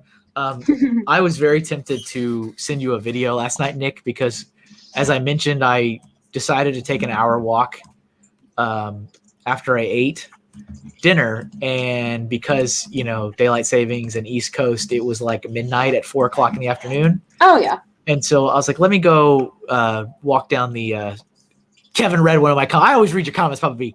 So I was like, let me go down the road and walk the track at the school that I live kind of near. And it was like the most creepiest thing I probably could have done, because it was like pitch black. There's not really any lights out there, so I had to use my cell phone light. And it was also raining all day, and then it cooled down, so it was foggy. Ooh, and so I'm like, this is where my story ends. this is how I die. this is probably the worst thing I could have done, but I did it anyway. And I'm like, if anyone's gonna appreciate this, is gonna be Nick. Nick's gonna appreciate my Blair Witch footage. Oh my goodness. Gator Bricks says that is a first world nightmare if I ever heard one. This is also true. That's a very Captain America pose you got going on with your... Yo, I was like, I'm kind of pushing myself a bit because, as I said, I'm usually just drawing a face. That's my weakness. I'm like, you know what, Susannah? You're going to draw some poses. More than actual the face. Poses. Good stuff. Like dynamic, kind of. But I am going to definitely try to throw some color on here. It's a very interesting, it's almost like a more lifelike or realistic. Yeah. Bionicle. Back in the day, I definitely, when I was really big into drawing like Active Bionicle and the sets and stuff, I was usually more I didn't really always like to do set styles as much, because it's like, we have the sets, that's cool, right. But like, what if I try to, draw it more like if it was in a movie or like a a little more expression or stuff like that. Yeah, totally. So Papa B started a new job. I didn't realize that you were starting a new job, Papa B. Did you say that somewhere and I accidentally neglected to hear that? I trust it's going to be good move. Congratulations. Hopefully. Yeah, fingers crossed. That's always a little... I am likely going to have to figure out some of my own job stuff. I mentioned before the stream, I teach. Yeah.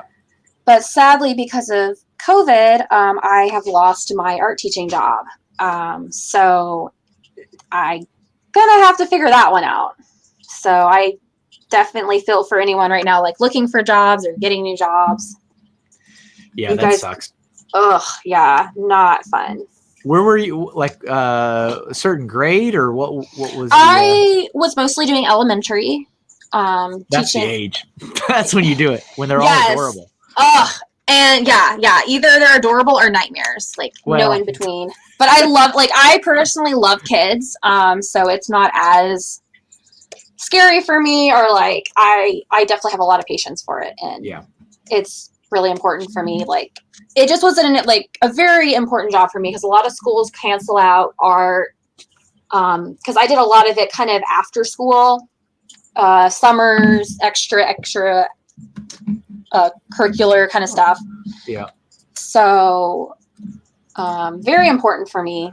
But what I might do, so back one of my very first jobs, quote unquote, like back when I was 16, 17, I drove around and I taught art or tutored art to homeschoolers, because a lot of parents can, a lot of parents, they do online stuff, or they themselves have enough skill to teach like English and grammar and math and stuff.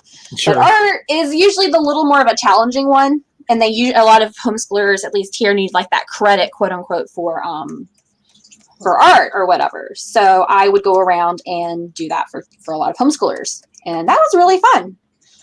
So, and I love teaching. So that might be a possible option. I think, I don't remember if I mentioned this to you, Steve, because as Steve mentioned, he's a teacher currently. Yeah. Mm-hmm. But I have looked online, because I have since learned that I like the concept of walking people through what I do. And so I'm like, wonder if I could do art teaching. And so I was looking up, like, what do I need to do this? And I was like, oh, I need a degree to do this. I was like, this is not Possibly. Kevin's not going back to school. We're not doing that. Yeah, I do not have a teaching degree, but I have been able to, other means, I guess, pull it off. That's awesome. It depends where you are too. Yes. Like, so I know, like, Kevin, if you're looking into it, Connecticut here is one of the strictest in terms of Yes, I have a friend of like certification. I noticed. Yeah. It's like, I know. But I have like, because I've done some of the Brick World shows where I'm literally tutorialing people through stuff, and I'm like, oh, this is not bad. I kind of like this. And Yeah. I mean, I like kids too.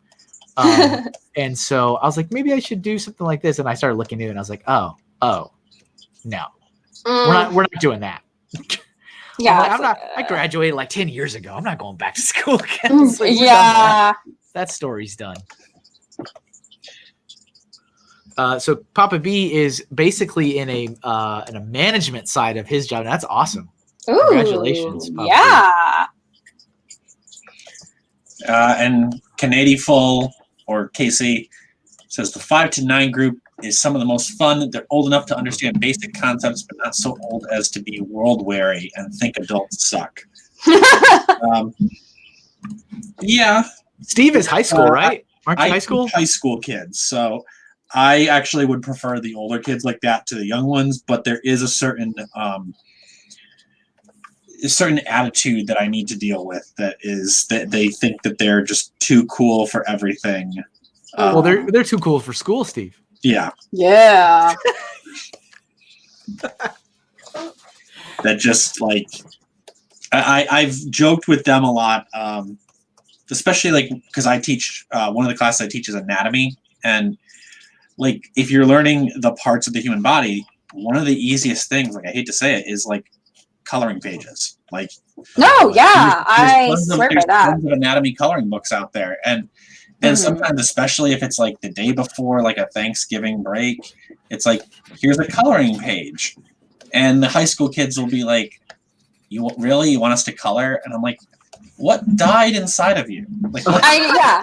Like, are you okay? Like, yeah. What died inside? Lindsay says in some places your art degree alone is that would be cool. I mean, I do have a bachelor's degree of fine arts. I just don't. Yeah. Sometimes it's more like you would need like a certificate depending where you live. I would be willing to entertain that conversation if it's like, take this and get a certificate and you're good. Yeah. Let's see. What else we got here in the chat? Gator Bricks, thank you for that compliment. Kevin will be an amazing art teacher. Thank you. Papa B, I will be responsible for planning and implementing new technology in our organization. Whoa. And making sure the staff that work in the few departments under our wing are keeping things running. Well, that's pretty cool stuff. That is nice. Steve, you get all the drama of teenagers, says Lindsay. Yep. Yes, he does. They're not usually that bad. As I've said to other people, my strategy has been like when I first started teaching, it was like, hey, you're all here and learning is going to be fun. And then like a couple of years ago, I adopted this attitude of like, you know what? I don't have like, if I think back to my high school, like not that high school was bad for me, but I don't actually have that many like fond memories of it. Mm-hmm. So I adopted this attitude of like, look, school sucks, but I'm going to try to make it a little less awful for you. And that kind of resonates with the kids.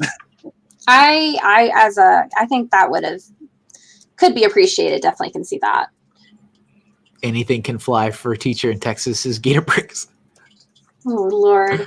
I mean, that'd be fine. I'm, it's my home state, man. No, yeah.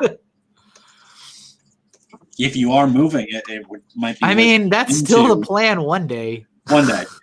One day.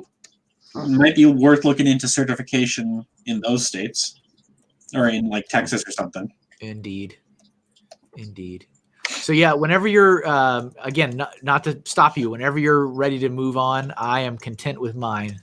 Oh, okay. Got it. I'm just over here like, just vibing here, doing some pretty It's like, actually, we haven't seen yours in a while, Kevin. Oh, yeah, here's the finished one, actually. Show us yours. Ooh. I went full-blown product image. Where's the Very product nice. image? I like the... There he is. And then maybe we can get one last look at Sue's before we gotta move topic. Absolutely. Move on, yes. I mean, we don't have to. Oh, I like the little sparkles around your kopaka. Cute. Little snowflake. Snowflake. I was correcting myself. You were still zooming in on the stream. It could be both, like sparkly snowflakes. It can be both. That's fair. Yes, exactly. Yeah. Canadian Papa Bear says, do you start your first class by standing on your desk and saying, Captain, my captain, or Carpe Diem? Wow. No, that's the exact way to use a student. That's exactly how it's done. Like that's... Oh my. All right. Oh, so wait. You picked this one, right? Oh, yeah, I did pick Kopaka, so it is your turn. All right, let me peruse this list. We should still have some, although we may need to have people repost them or type them out. Suggest them or something. Mm-hmm. There are a couple in there that I would love to see. Oh, what? Okay, Steve, which one do you want to see? You're the Oh, yeah. I know, Kevin. I know you are a fellow Avatar fan. Yeah. And AZ Blue suggested Katara. Ooh, like doing some ice or something. Oh, okay. Yep. Ice bending. Yeah. 11:27. Let's see if that's still in the chat. That was in Twitch, I believe. Perfect. Howie Stuff is here on Twitch. Hi, Howie. Yes. So he said, has anyone suggested vanilla with a capital V? Yes. Vanilla ice. I feel like we will have to draw something like that by the end. Eventually. All right. Katara it is. All right. Let me switch. All right, I can make this Kopaka fancier another day. Sorry. No, it's okay. I am like one of those, like, I love rendering and like a lot of painting, and I can get really carried away, which is fine. But then I'm also like, oh yes. All right, let's see. I'm down for Katara though. I love me some Katara. I actually recently, in the past couple of months, watched the series again, and good stuff. It is some good stuff. Yeah. One of the best of all time. I only recently watched it because it got posted on Netflix, and I heard a lot of people talking about it, and I was like, whatever. And yeah. I'm like, yeah, it is. I can see why it gets the praise that it does. It deserves it. It really does. It's pretty much usually the consensus with friends. Like, they're like, okay, I guess I'll watch it. And then they're like, oh. Oh, this is what we're talking about. Yeah. All right, let's go. So, yeah, one of the reasons that I've enjoyed doing this is that, especially because I do so much freelance stuff, so much time, like kind of you said about, going full render into these things. I mean, it just kind of takes up a day or two of your time. Oh, it can, yeah. And this is like really the only thing for me that I'm like, hey, let me just hammer out a bunch of stuff real quick for a couple hours and then move on. It's a really healthy quote thing to do for, like, it makes you chill out, and just draw. Exactly. Yeah. Like, just sit down and draw this, Just do this. Okay, good. Oh, Canadian Papa Bear. My only Avatar experience was M. Night's Avatar. Oh, that doesn't exist. What movie is that? I don't know what you're talking about. Is that like some alternate universe experience? Multiverse, yeah. I will say, having just become a fan of the series recently by binging it, I do not have any intention of ever trying to track that down. Please, yeah. I've heard enough about it. You hadn't seen it before, though, or you haven't seen it? No, I have not seen it, but it's one of those things. I will not. You don't need to see it. Subject myself to it. You don't need to see it. I enjoyed Avatar too much that I will not do that to myself. Good for you. Good. Yeah, that's some good boundaries there.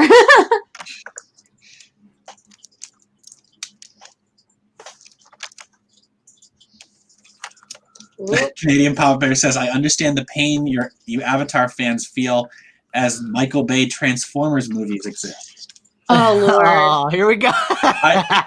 I will say also, I was a big Transformers fan as a kid. I have never seen a Michael Bay Transformers movie, and I have no intention of watching them. I just, not worth my time. Dang. Like, oh, wow. I enjoyed the first one. I mean, I don't consider myself a big Transformers fan, but I saw the first one. I liked it. And I saw the second one, I think, and I liked it. And then a bunch kept happening. Yeah. Yeah. And then a bunch. I get I would say the same thing. I'm not. This is like when the narrator is like, and then a whole bunch more happened. Yeah. Yeah. I enjoyed Transformers as a kid. I'm not like a huge Transformers like fan, but I don't know. It just, Michael Bay has a certain style, and I'm like, I don't need just a big flashy explosion movie. Like that's. Mm-hmm. I know if I watch it, I know exactly what I'm gonna get. It might not be bad, but it also won't be good. Mm-hmm. Just not a worthwhile use of my time. What a funny thing to come to terms with. You're like, well, it's not going to be good. It's not going to be bad, but I know what I'm getting. Yeah. I guess that a similar thing was I when I was a teenager, they released the Aliens versus Predator movie, and I did see that, and there were a lot of people that complained about it, that they were like, oh, it's such a bad movie. And I was like, it's called Alien versus Predator. What did you expect? I went in, I saw it, I got aliens fighting predators. It wasn't good, but it was exactly what I expected. Have you met humans? Right? I'm going to complain against this thing. Yeah, you are. Speaking of which, that took place in Antarctica. So we could fit that into today's theme. Wait, what took place in Antarctica? Alien versus Predator. Oh, did it? See, that's part of my. We have an echo all of a sudden. Is that just me? Oh. It's just you, I think. Okay, that's fine. Hear That's it. fine. Might check. I can definitely hear myself. Uh-oh. Well. So, in my list of endless films that I have, it's gone now. That I have not seen that I need to catch up on. The Aliens. I've never seen any of the Aliens films. The first 3 are pretty good. 3 is a little like controversial. I don't know if I'd say controversial, but some people don't really care for it. The first one is a really classic like horror sci-fi movie. And the second one is great in a very different way. I mean, they definitely have that also, and I've never seen any of the Predator things. They have definitely solidified themselves as pop culture phenomena, that's for sure. So I would say you should see the original Predator movie with Arnold, and that's it. That's all you need to see for Predator. Arnold Schwarzenegger? Yeah. I didn't know he was in there. Yeah, he was in the first Predator. Wow, I did not know that at all. I think what made those movies so endearing, or like, allow them to cement themselves in pop culture, was that still came from a time when a lot of the special effects were done manually. So like a lot of the Alien, and there are a couple goofy shots in the original Alien, but where you can tell it's a guy in a suit. But for the most part, the movies are like it's like a technical Marvel kind of thing going on, or is that what you mean? They're really, it's amazing like what they were able to achieve with actual like props.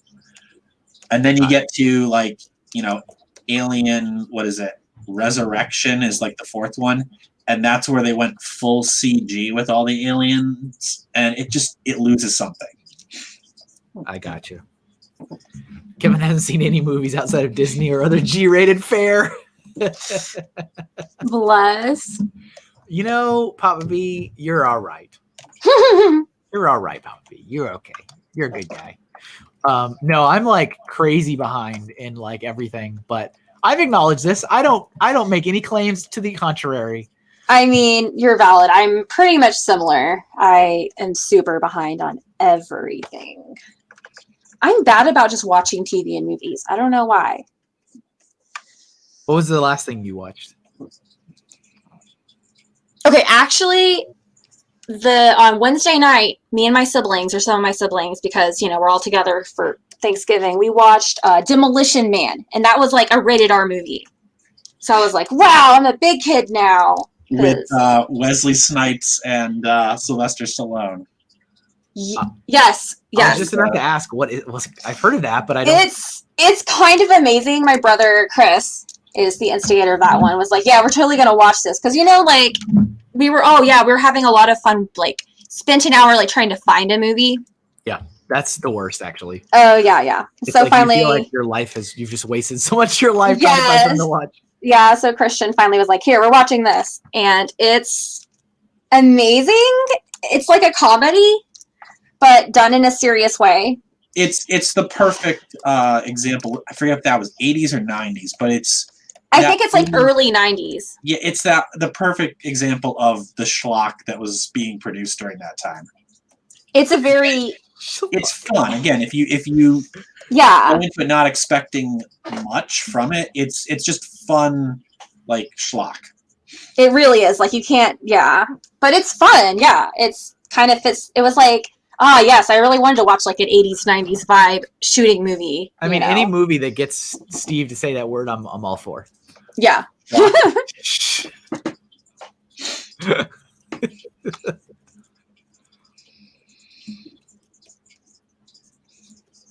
Yes, Gator Bricks.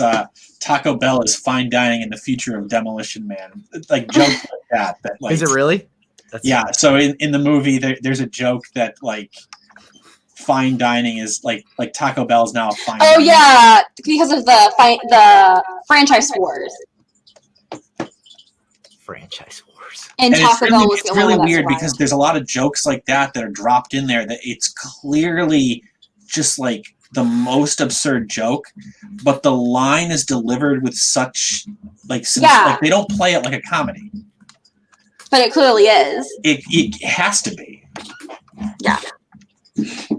It was really amazing. I was actually very impressed with it. Especially during these days. It felt very apt to watch. Taco Bell's life, says AZ Blue Author. I cannot even tell you the last time I ate Taco Bell. I think I had a long time. some a few months ago because I was just really craving. It's one of those things. Like, I hate Taco Bell; it's disgusting. But sometimes I just want a really bad taco. A really bad, yeah. A really bad taco that's gonna upset my stomach, but it's just like I can't help it. I'm gonna make this decision, and I'm going to stand by it. Yeah, I'll fully admit it was a bad decision, or is always, but you get those cravings sometimes. Yeah, exactly. I don't feel that way about Taco Bell, but I feel the same way about like McDonald's. Like I rarely eat there, but every so often I'm like, I want a McDonald's cheeseburger. Just like, I know it's not a good cheeseburger. I know it's not healthy for you. I just want a McDonald's cheeseburger. Papa B says, one day, Kevin, you're going to mention a movie I haven't seen, and then you will have your revenge. Wow. I mean, it's true, though. Mine will be something ridiculous, though. Don't worry. Something that you're not better off having seen in your life. Yeah, usually if I do choose to watch a movie, I am really big into animations. There's one particular one I'm super excited to see. Has anyone, if you've heard of The Secret of Kells or Song of the Sea? No. So it's done by a group from, I think it's usually a kind of a collab, but usually it's the studio's called Cartoon Saloon. And they are based in Ireland or whatever. And so they do a lot of stuff that is mythology based in Ireland, Welsh, Gaelic. Fantastic, beautiful movies, pure art. And they have a new one coming out soon or now called Wolfwalkers. And I am absolutely thrilled. But so that's usually my choice in movies is a lot of animations. Whether it is Studio Ghibli or something more obscure, like what I just mentioned. Gotcha. But yeah, at least if everyone should at least see The Secret of Kells at least once. That's such a good movie.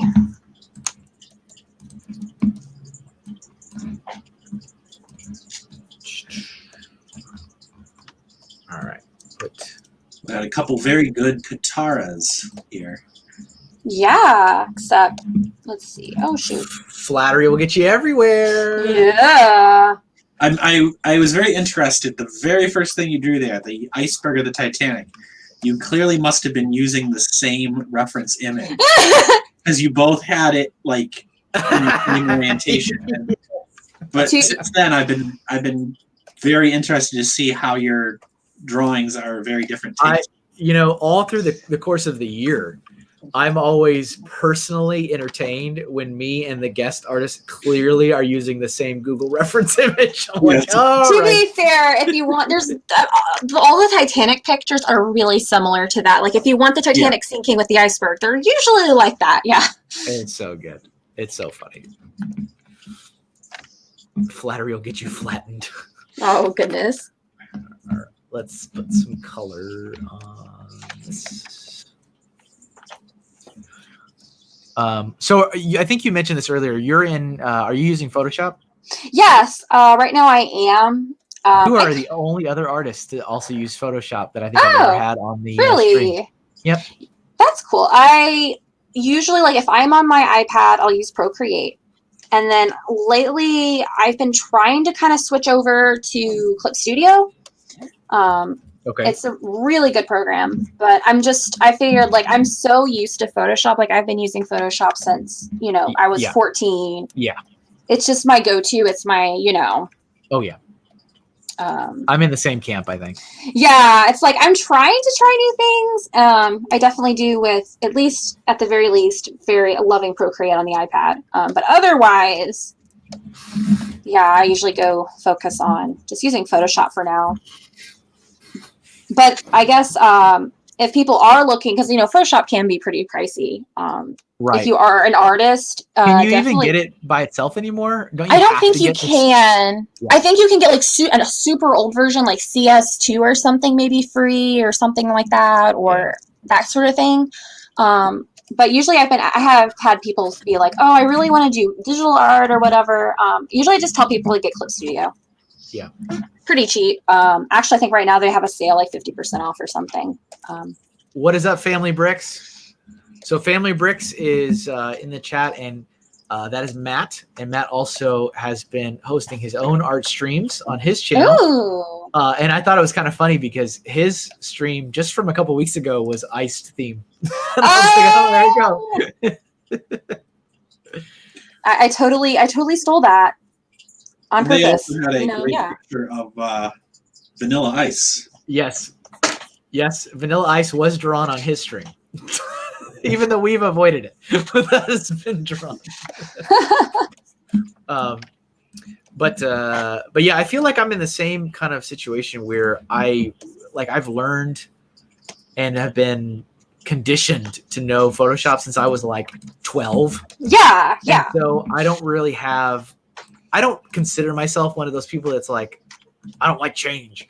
But like I don't have a need to. Yeah, like if it's not broken, don't fix it. Yeah, like if I was starting fresh, yeah, I could probably see myself trying out something new or whatever. But or just like just getting into it. Yeah, for sure. There's tons of options and things you could do, but for me, I'm like, no, I mean, I just still use this. But yeah, for the most part, I think most folks through the course of the year have been. Yeah, I think you're the only other person that has used Photoshop. Huh, funny. Interesting. And Ray was the only one on an iPad. Oh, yeah. I was tempted to attempt with my iPad, but...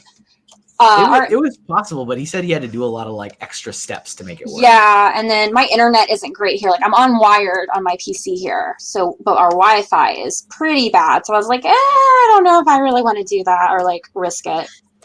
And yeah, Papa B, remind me in case I forget to Google your suggestion. He gives me the most outrageous things to draw. Oh, that's good. It's okay. You got to have someone doing that. Yeah, exactly. Keep you on your toes. So Matt says he's been using Photoshop since 1992, version 2. No layers, no undos, no brushes. Wow, what a legend, honestly. Wow. I love it. Good stuff. Let me switch over for a little bit again. Yeah, keep it even. Gotta try to. Oh, you got like a nice little action style going on there. Action shot. Action shot, yeah. I was like, how do I put ice in this? Yeah, right? I was like trying to do action and finally was like, dang it, I can't. Like I kept erasing. So I was like, you know what? Fine. We're just going to do a person facing left. We're going to just do a person facing left. Yeah. That's good. I mean, I drew some hands. I feel like I, did some challenge there. I mean, yeah, that's, yes.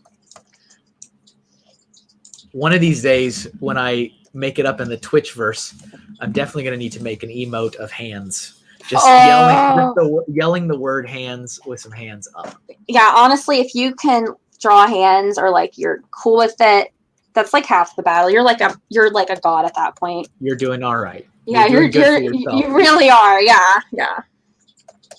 I definitely have gotten to a point where I've been becoming a lot more comfortable with hands, or at least not being so perfectionist about it. Like I drew a hand or I attempted to draw this hand. I get a gold star for at least the attempt. Yeah. You just got to do it a lot and then it's fine. But then as soon as you stop.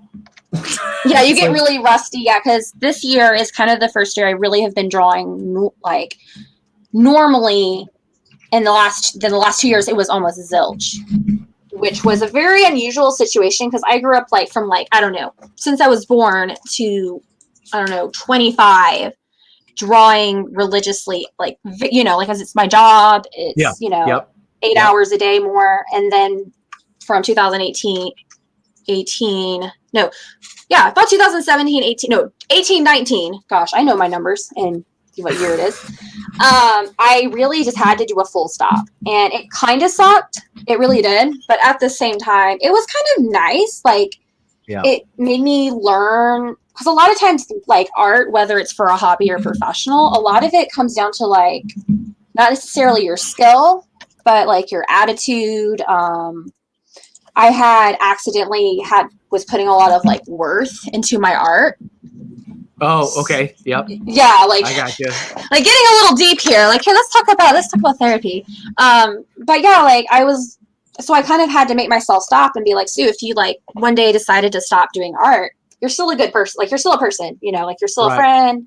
Who are you, right? Like, yeah. Who am I if this is not a part of who I am? Yeah, and so that was kind of hard, but it actually was a really good thing. And so, yeah, I got you.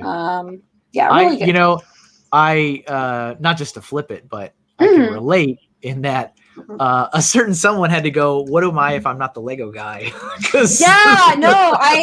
Yeah, exactly. It's hard.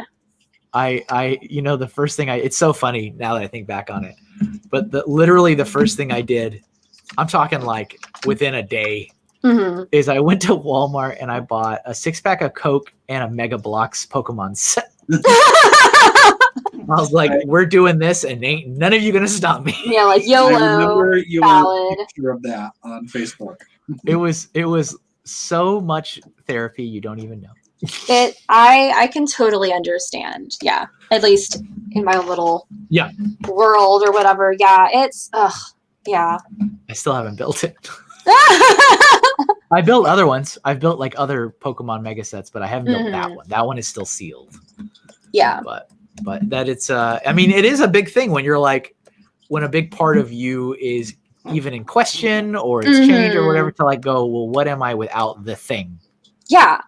And it's hard because I think a lot of people feel pressured. Let's say like, oh, I'm a good artist or writer or whatever, and they feel pressured like, oh, you have to make it a job or something, or do good, like have to be really talented at it, you know. And I've had a lot of friends like come to me about that recently or related. And I'm like, you know what, like, if you can't draw hands, that's fine. Like, you know, I mean, it's a lot easier said than done. But if it makes you happy, then, you know, you don't have to make it a beautiful, fancy degree. If anything, Ray said he's here for the therapy stream. Yeah, I'm here. Like, what am I like? If I'm not drawing on my like social media, I am off pretty big on like what's the word? Positivity, I guess. Like, I like to share a lot of like I don't know. I like to be kind of personable about my experiences, and because I've had over the years a lot of people come to me, and it's really like, not to like, I don't know if that's bragging or whatever, but it's really touched me in ways when people have been like, oh, your art has been so inspiring, or your attitude or your kindness. And I just definitely like to keep that like vibe going. Yeah, no, I don't think that's bragging at all. And I'm being serious. I'm not being sarcastic. That could sound sarcastic. I'm not being sarcastic. No, yeah. I'm a very does it backwards? You like if I say I'm a very humble person, like brag. Humble brag. Right? Humble brag. But yeah, like I just like to enforce, because I've had so many people, like I said, over the years come to me like, how do you make art a job, or you know, or is my art good enough? And I'm like, you know, if you it's hard to have it a business. Like, it's really not for everyone. Oh, and in the comments, Gatorbrick says, would a Lego employee get in trouble if seen buying Lego blocks? Yes. Yep. Woo-hoo! Yep. Wow. And unfortunately, Lego, like many companies, is very selectively enforcing of their rules. And so there are, of course, people that do all kinds of promotion of other toy brands and companies. It's not necessarily, I should say, not really other toys, but other construction toys. It is definitely frowned upon if you are seen promoting it. But then again, it's like it also kind of depends on how what's the right word? I guess influential you are, or like how open. Like if you're a PR person, they don't want to see that. And so I had multiple talkings to over the year over stuff that I fought tooth and nail that I thought was not in line with company values. I was like, how are you going to tell me this guy that has this award on the wall that says best embodiment of values of this company? How are you going to tell me I don't know the values of this company? Oh my goodness. Yeah. But, like the alas, indeed. I think you know a pretty good deal. I try. Yeah. We have Solo Brick Builder in the chat as well. What's up, Solo? Welcome. Gator Bricks loves connects. Nice. It's all right, guys. You can like things other than Lego. It is absolutely fine. No, not okay. Who would have thought? All of a sudden, Steve is triggered.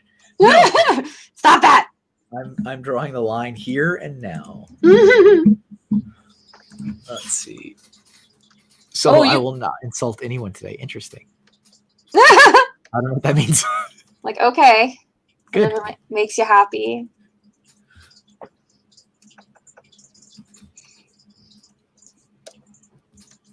This one might be the thumbnail. There's always one that I'm like, action pose. Oh, this one doesn't have a thumbnail. That's right. Oh well. I don't do time lapses for the multiplayer ones because since the screens keep changing. Oh unfortunately. Which is fine. It's just it doesn't make a clean time lapse, so I can't really do it unless I was separately recording, which I don't do. Yeah, that can take up a decent amount of computer. A laptop will just start to explode. Yeah, basically. I would need to have like a quote unquote real computer to do that. Yeah, since I live out in the middle of nowhere, in the middle of the boonies in Tennessee, we have really bad internet here. So last night I was like, okay guys, I need you not to touch the internet, please. I want nobody on the internet. Like, please do not touch the internet. I know that's hard. All right. But I really needed to run. Switch back to yours. Just realized I had not shown yours in a little while. Oh, that's all right. Let's see. I love dollar store bricks. Nice. Is that like best lock and what are some of the other names? There's like one that's like Animal Planet branded. Yeah, I know. I don't know what that one's called. Animal Planet branded plastic bricks. Yeah, it's actually like licensed by the Animal Planet, but it's like a knockoff, quote unquote knockoff construction toy brand. And I'm gathering that they're probably not like sustainably sourced. I've never, which somehow doesn't. With their mission. I love Lego above all, but triggering purists is fun. It can be a little interesting. So yes, I'm done whenever you are. So I am also. Yeah, I feel pretty good. We can cool. Do the moving on. Oh yeah, I guess am I next? Yeah, I think you are. Yeah. Yep. Oh boy. Okay. Maybe Steve again. What is something that we have missed or that just needs to be done that we are probably procrastinating on? Let me, while you're looking through that, I also want to Google Papa B's suggestion because it's always ridiculous. Let me see what it is. So, King Frost. Actually, I think a good one, given that we are now past Thanksgiving and we are officially at the point where, at least I think we can. What is this? Did this guy eat all the little Jack Frost, Papa B? All right, go ahead. Sorry. We had multiple requests for the Snow Miser. Oh yeah, I saw that. I think is a very interesting character. I never. Really special, but I think it is a good character design. Snow Yeah. Miser. Oh, yeah. This guy. Yeah. Okay. Yeah. You know what? Let's go with that then. Okay. Yep. Let's see here. That's the. If you guys can hear that alarm, that's over here. Pay no attention. This is fine. It's all. Everything's fine. We're all fine down here. How are you? Okay. Yeah. Multiple Jack Frost merged to become the king. That's what it looked like. I'm like, have they all formed together to create this giant King Frost? My goodness. What's up, Spacetime Brick Studio? Welcome. Okay. Let's see. Who was the last person to put Snow Miser in there? Gator Bricks 1122 was the last one. It looks like 1122. Oh yeah, Snow Miser. I'm like looking through some pics. Wow, he does have a. I think I could do some ice boogers too with this one. That's true. Is it a 2-for-1? Yeah, he has the icicles off the tip of his nose, I believe. Mm-hmm. Those count as snow boogers. Yeah, I would say so. All right, I'm gonna put it up there because the chat had scrolled on too far, so I wrote it in myself. Gator Bricks was the last person I think to put it in there, so I put his name on there. The Snow Miser. Kevin, will you finally play Shin Megami Tensei when SMT3 comes to Switch? Yeah, probably. I think I owe it to you, Papa B. I owe it to you. All right. Let's see. All right. So he's most. Oh, I should hat. I'm kind of like looking at thinking. He definitely has 2 different outfits. He's either like he's dressed up or not dressed up. With or without hat. Yeah, I know. That's what I'm like. Do I want to draw a hat?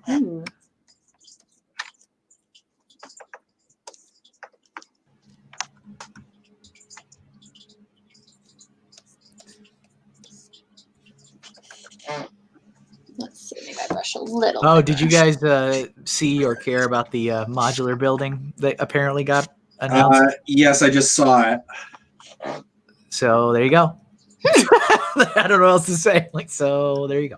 Yeah, I'm a huge. That's the theme that I love the most from Lego. So I will get it. I think it's a pretty building, but I don't really have a whole lot to say about it.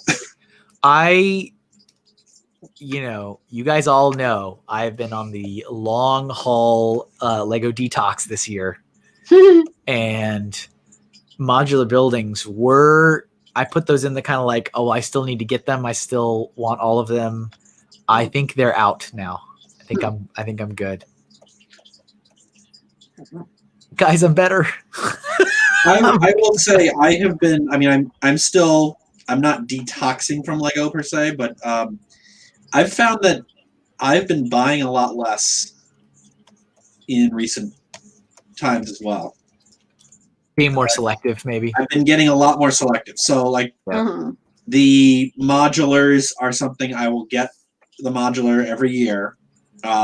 Yep. But besides that, I pick and choose what I buy now. It's a police station, Papa B. I don't know what the official name is, but it's modular police station. Yeah, I'm missing a few actually at this point, and I guess that's kind of all it really takes, right? You get to a certain point, you're like, well, I'm missing this, and this, so I'm done. Yeah, and that's my thing is that I had them all from the first, and then I don't have Assembly Square. I don't have the, what is it? Like the most recent couple. The bookstore. I don't have the bookstore. Assembly Square, the diner, the bookstore, and then now the police station. Yeah. So I'm like, all right, I think I'm healed.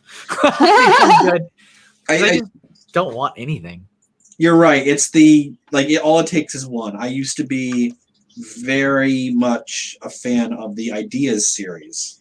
And I was like, oh, I'm going to get all the Ideas things. And then the K-Tron came out. And I was like, I don't really care about this race car that I know nothing about. And I love this comment from Ray. It says, I just looked up the modular. It sure is a building. It sure is a building. Yeah, that's what I would say. And I mean, again, I'm going to get it. I love the modulars. It is architecturally, I think it's a pretty looking building, but it's a building. It's a building. Mm-hmm. I'm not sure I have much to say about it. It's another building. Yeah, I don't have anything negative to say about it. I'm just like, okay, it's Yeah. another building. Yep. Family Brick says, Todd McFarlane, don't ever give people a reason to stop collecting as it only takes one miss.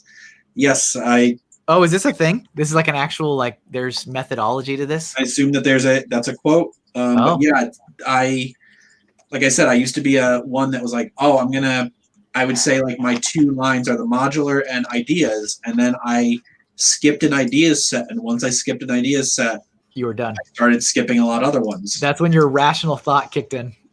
Yes, yeah, I would say rational thought. Like I know we've talked about the piano that recently came out. Yeah, and it is a beautiful piano. It's $350 for a piano. Woo! And I'm like, I don't need to spend $350 on a piano. How much does it cost for a real piano? Yeah, I was about to say, like, Yeah, I could get a decent little electric piano or something. I think a real piano, at least like, a classical piano like that, is probably a couple thousand. Oh, yeah. But still, it's like, okay, it's a pretty piano, but I don't need... It's the type of thing at a brick fair, if I saw that, I would be super impressed with it. Oh, yeah. It's a set that I need to own.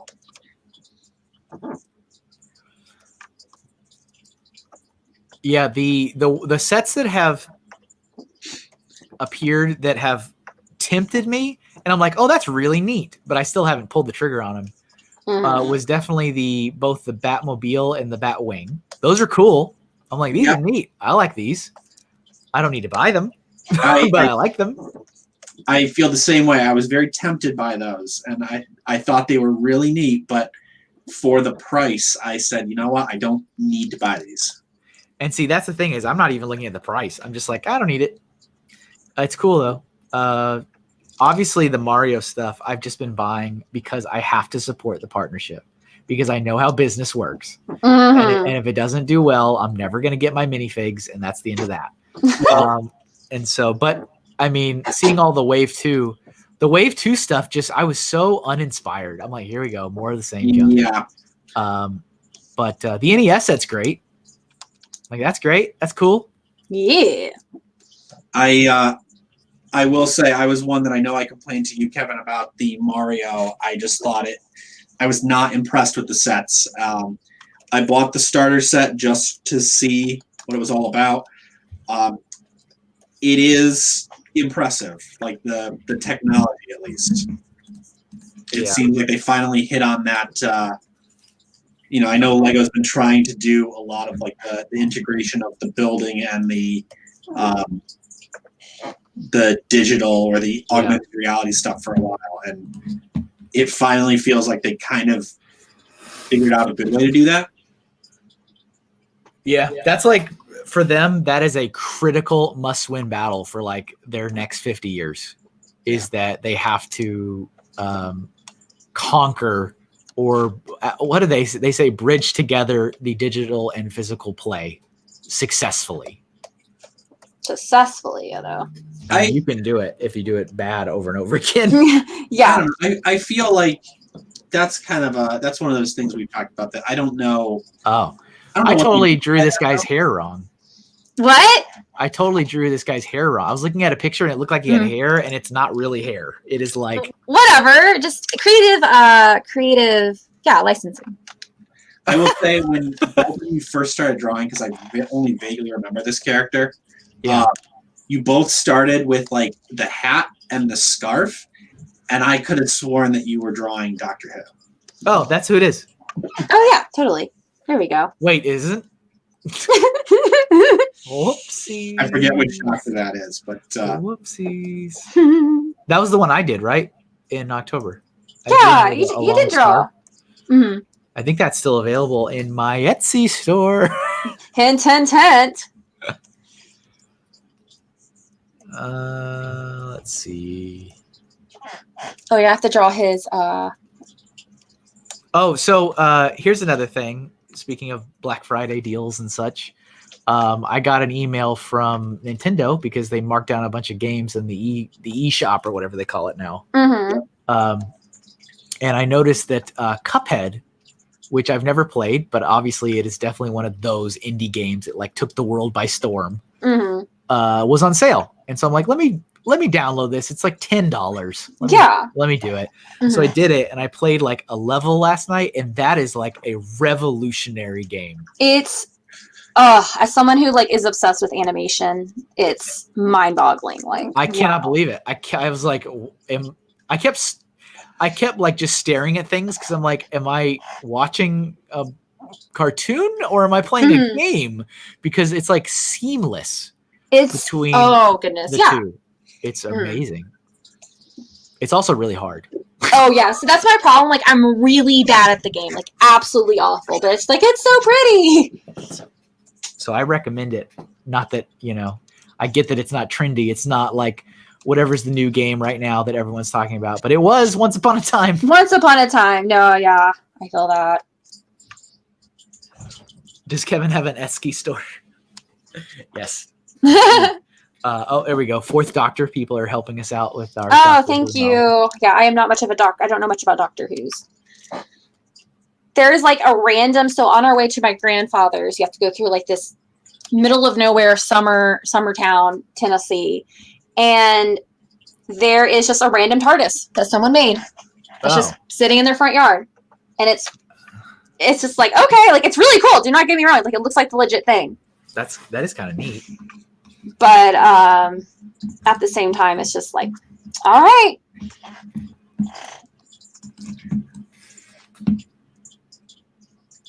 You good, Steve? Yep, I'm good. Okay, I was just making sure. No, I'm here. It's like somebody check him. Is he breathing?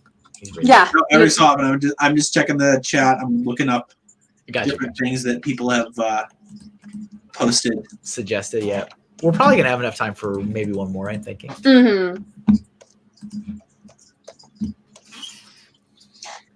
Couple people, Canadian Pop Bear and Family Bricks, talking about the Lego NES.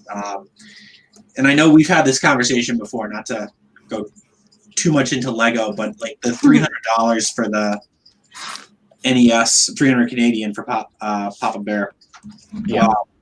Outrageous. Yeah, and I've said before, like, as someone who loves Lego, I've been really bothered by just they're pushing a lot of high price point sets. Lately. Well, part of my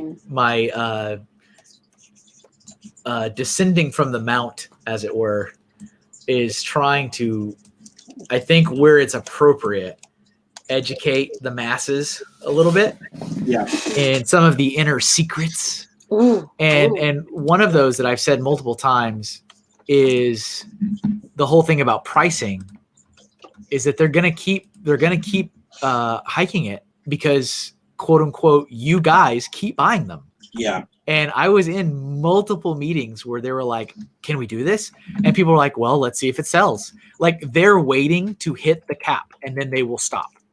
And people keep buying. They keep selling out. People keep complaining. And as they complain, they're filling their shopping cart online.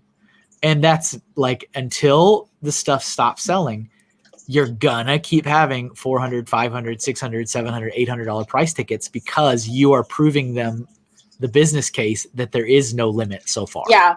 Which is where I know you've said that before. And that's where, when I say I'm being a little more selective, like the piano is a perfect example. It's a beautiful model, but I'm like not at $350. Yeah, you gotta vote with your wallet. That's what you have to do. And it's not like there's never a limit. There is a limit. They're trying to find out what it is. They've said so in multiple meetings. Like, well, we're just trying to find out where the limit is, and then once we know, we can go from there. And it's like everyone's just like, too expensive. It's like, stop buying it. So this past weekend being the VIP double points, I'm not a Harry Potter fan, but I think that the new Diagon Alley is a beautiful set. And I've been told by multiple people, since I am a fan of the modular buildings, I would enjoy that set. Yeah. And if there was any time that I would to buy it, it would have been last weekend. So I got the double VIP points. And sure, that makes sense. I sat there looking at it and I said, I can't justify $400 on something. I have no attachment to Harry Potter at all. And I'm like, I'm not going to drop $400 on Harry Potter. So I guess, yeah, like not necessarily a detox for me, but I have sort of becoming more figured out selective. what is my limit. And it seems to be in the $200-$300 range, nothing above $300. Chris in the chat says Waffle House achieved. Yo. Did you get the smothered hash browns, Chris? That's his thing. I must try them because he talks them up so much. I'm like, I must experience this. Gator Bricks is saying, I want to put a Raspberry Pi in the Lego NES and make it a functional system. If you Google that, there are actually people that have done that or have built a brick-built NES-looking case for a Raspberry Pi. Of course. I've thought about that idea myself. I have a Raspberry Pi that unfortunately is not functional at the moment.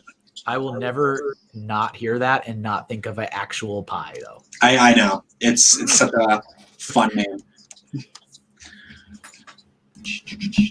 Yeah, I can't unsee that one.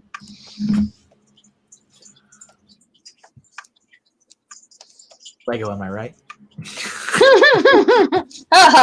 Just randomly segue that into laugh track.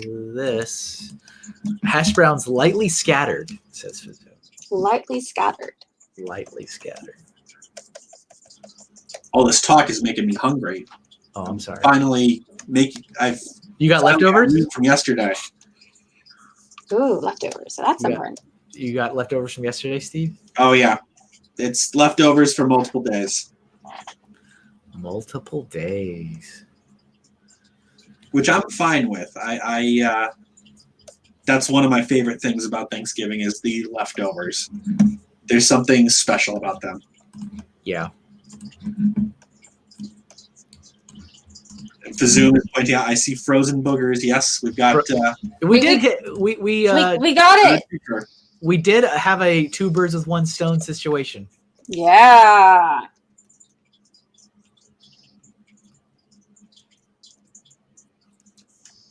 Space-Time Brick Studio. I don't think we've said hi to you, but says I was going to do a Raspberry Pi in the NES, but couldn't find a legal way to use the emulator.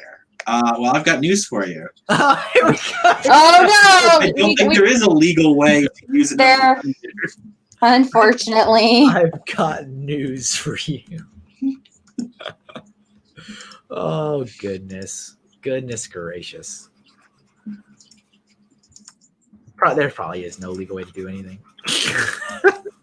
This is why I need to have Saul Goodman as my real lawyer in real life. This is where after I went saying, that the Raspberry Pi NES is a fun thing, Kevin has to say, MrHinkleDraws in no way endorses anything that Building with Steve is currently suggesting. Yeah.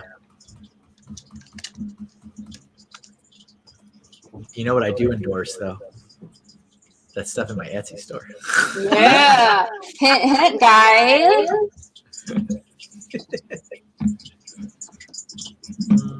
Which you do have a set of Mario stickers up there.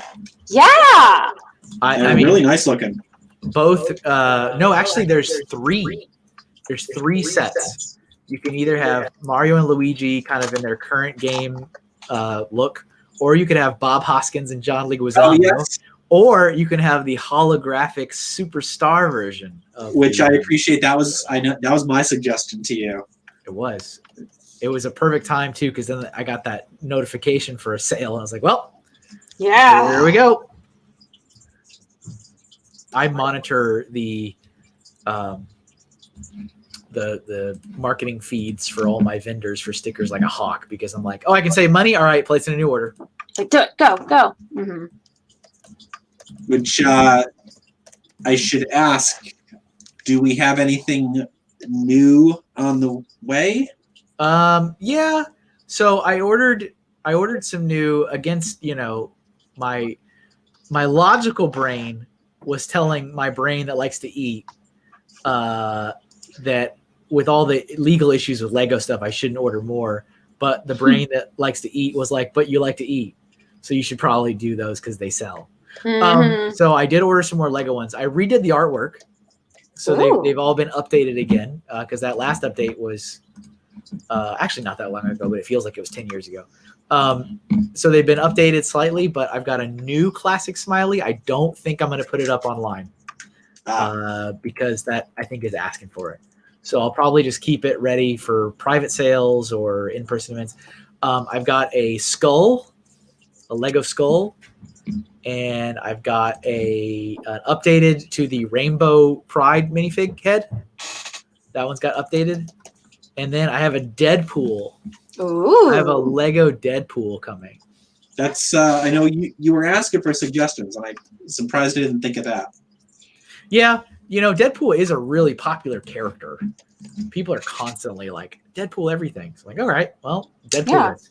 And I also actually I ordered one more because I wanted to see if I could place multiple orders and the discount would still work. So I have another one that's a classic smiley with a mask on saying, wear a mask, don't be a blockhead.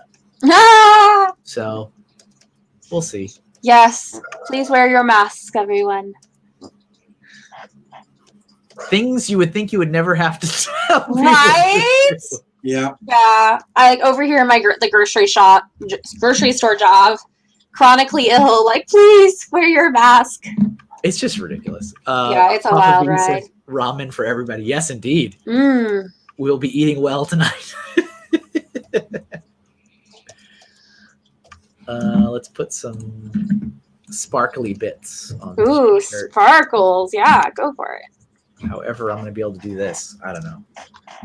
Have we seen yours in a while, Kevin? Oh, yeah, we haven't seen yours in a while. Hold on. Boop. Oh, you're adding like color and everything. Pretty. Well, I mean, it's that time. It is. I could color this. You can do anything you wish. Yeah. I can follow my own rules. I'm a strong, independent woman. I can choose what I want to draw or not draw or color. When do you think you'll be bringing another stream back? Oh, goodness.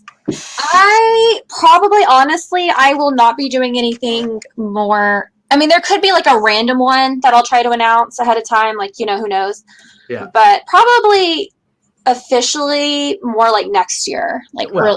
Yeah. I think I'm just going to write out the rest of this year, kind of chill, just drawing what makes me happy, having fun, trying to survive the holidays at the grocery store. And then from there, hopefully I'll have some sort of schedule. I'd like to stream at least once a week or something, or every other week. Yeah. Something simple. Consistency is nice. It is. And that's unfortunately one of my flaws, is I'm very all over the place, and things can be a little random on the whim. So that's something I really would like to as I mentioned, hone. I enjoyed the last, I think, one or two that you had up. They were fun. Oh, thank you. Yeah. Definitely want to. It's fun. I really enjoy it. Especially like things like this. Let's see. Papa B asks, Kevin, are you having your post-stream burger today? No, there's enough leftovers to not leave the house, I think, today. Let's see. AZ Blue, Kanohi must be worn with people. Yes. Oh, I got that reference. Yeah. I got that reference. like Captain America. I got that. Family Brick says, does Sue have a YouTube channel? I don't know. I if I am streaming, I usually stream from Twitch, which is once again at MrHinkleDraws. Probably that is one of the things I am exploring for next year. If I actually have a consistent, more official stream, see if I can dual stream with Twitch and YouTube. Nice. So yeah, I mean, if you use this, it is equipped to do it. This platform that we're using. Yes. Yeah. Okay, I'm done with mine. Yeah, I'm feeling pretty good with this one. I think we could probably get one more done. We have like 11 minutes. Oh, so we can't do anything. Like, it's the cool down sketch. Oh, the cool down sketch. Okay. So, let's see. I'll let you pick. You pick the last one. Oh no. Okay. You're like, how about this portrait of Mona Lisa? It's like, no. Yeah, I'm like, oh god. Okay, I'll find something that's a good cooldown. Let's see. Da-da-da-da-da. And I think everything's in there. I haven't. Do we wanna let's see. I'm trying. I mean, it's true. Papa Bees is kind of easy-ish to do. What is Papa Bees again? The King Frost. It's like a cartoon character. King Frost. Frost. Yeah. Yeah, let's just do that. Okay. Yeet. Let's do it. Boom. Yeah, he's like a big, jolly king. Like Old King Wentz, that song that I can never pronounce that guy's name. The old Christmas song. Yes, that. Thank you. I know words. All right, let's see. Always a great day when we get another Papa Bee drawing on the canvas. All right, let's see here. Make sure I understand the King Frost looks like a snowman, and then they're also kind of a royal king. Is it from Persona? Am I looking at the right one? Or not? That's a great question. I'm glad you asked. Yeah. What? Yes, I did say yeet. I am sorry. Don't shame me. I say yeet all the time. Yeet I don't know. is an awesome word. It is the word of the year for me, I guess. Like I'm at the grocery store dealing with lots of Karens and crazy people, and just sometimes I just have to scream yeet, like whatever I'm doing. Yeah. Just to survive the day. I don't personally say it, but I don't have any problems with anyone that says it. Thank you for the validation. It's just not one of those ones that has made itself into my everyday vocabulary. Yeah. I still say cool and no one says that anymore. Ice King from Adventure Time. Or no, you said King Frost though. Yeah, you already. I'm so confused. I was like, you can't change it now. I'll be okay, King Frost. Okay, we can do this, guys. But wait, I still didn't get a straight answer. We're talking about the Persona one, right? Yes. Okay, thank you. Canadian Papa Bear says, it says Persona is a spin-off of Shin Megami Tensei. Yes. Okay. Cool. All right. I can do this. Hey, you actually knew a little bit about it though. That's a pretty good. I vaguely, and then I also Googled it too. Like, yes, a thing. Hello, of course. Yeah. I don't know if I want to draw a huge army of little Jack Frosts down there, but yeah, I'm like, well, we shall see. Oh wait, wrong brush.